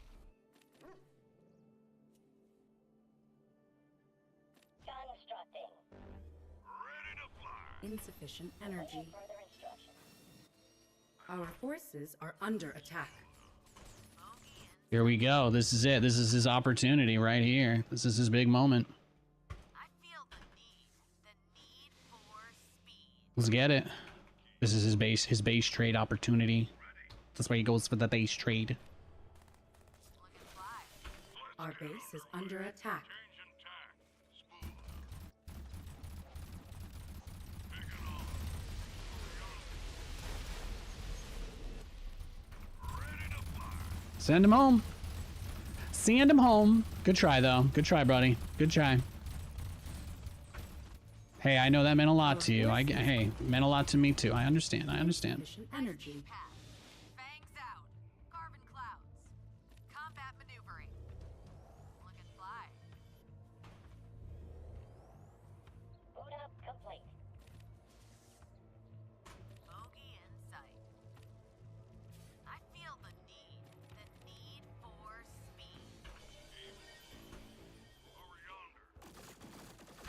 Just gotta keep making hornets. Keep my current cache of dudes alive, and then just hornets, hornets, hornets. At your disposal. High-speed path. No. Our forces are under attack.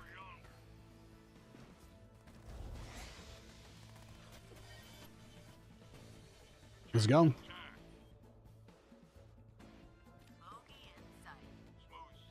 See what he's got. Still here. Placing structure. Let's take out the batteries, take out the link nodes. I feel the need for speed. Capture point secured. Ready to fly. Smooth sailing. Hang on. Focus identified. You got this guy again yet? There you go. I don't know what his game plan is, though. He can't really engage me head on, so. Yeah, I just use that, unload, and then retreat. But there's no reason for me to ever face him head on because of his army. He's so slow, so. Carbon cloud. He's playing like Turtle Mech, basically, but Stormgate. It's kind of the vibe. Taking position. He can't really move out. He can't really leave. Get to work. It's going up.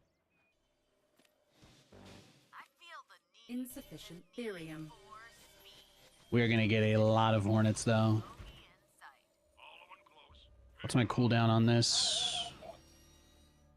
Another like 45 seconds. The need for speed. Fangs out. Carbon clouds. High-speed path. This is the equivalent of Yamato plus teleporting out. Yeah, I mean, the difference is my ships that I shoot, right? The little ship guys, they actually cost supply and resources, so building them and not using them just makes this unit inflated supply. So in a way they're like battle cruisers but better, but also like battle cruisers but weaker. It's weird. It's weird. It's a good drawback. They made a unit stronger than the BC. They made a unit stronger than the BC, but they actually did in some ways make it worse too. So that is actually called good game design. It's finding some of the things you like about a unit and then kind of trying to make it so that the things you don't like about them are maybe not as big of an issue, right? And that's so important. That's so important. Fangs out. Carbon Capture point secured. combat maneuvering. Fangs out. Carbon clouds. High-speed Our path. forces are under attack. Fangs out.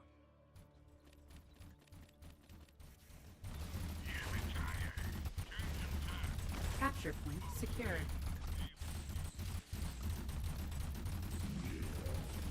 Capture point contested. Combat maneuvering. Our forces are under Well, attack. there you go. Another hearty attempt by him. Insufficient energy. High-speed path. Taking position. Carbon clouds. Combat maneuvering. Got a lock. Carbon clouds. There we go. High-speed path. Our forces are under attack. Carbon clouds. High-speed pass. Looking fly. Changing tack. Spool up. No, but he's just being bled out very slowly. I have no idea what it is that he thinks is going to happen, but How can I help? he is cooked. I guess I could get more starports. Constructing. Constructing. Bogey. Capture point contested. Over yonder. Changing tack. I feel the need. The need Capture point. Yeah, he's lost. just flying into my mines now. Smooth sailing. Our force. Capture point lost. And there you go. All of his guys are dead. Beautiful. Beautiful. bogey in sight.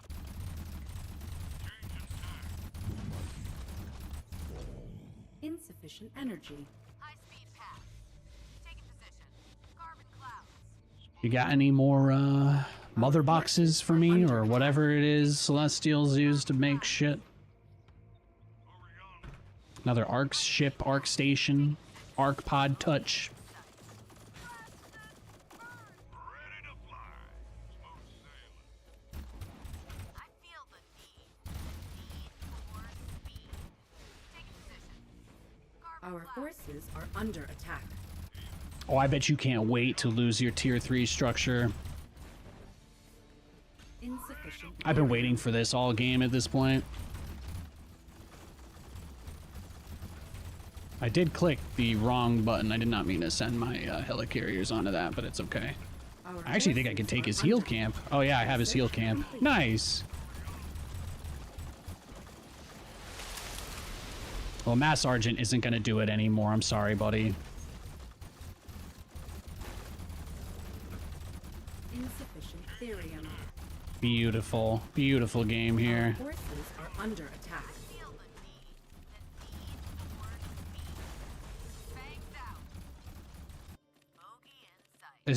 Is he just gonna make me kill all of his buildings? Is he like, he's that guy that when he gets a bad grade and his dad takes away his Dragon Ball Z action figures because he's got to get better grades, he's like, you know what I'm gonna do? I'm gonna break out of the house and go steal one from Toys R Us and then never tell you that I have a stolen Goku action figure in my room. And then, you know, it's like he goes and the guy kind of catches him and he's like, look, man, I'm not gonna report you, but Goku wouldn't be proud of you if he saw you doing this either.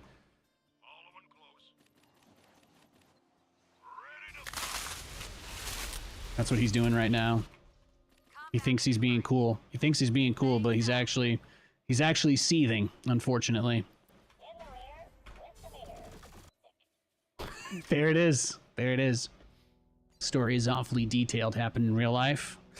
I don't know. My favorite Dragon Ball character is Vegeta, so that's gonna do it for today. It was a pretty good stream. Pretty good stream today. Thanks for hanging out with me, guys.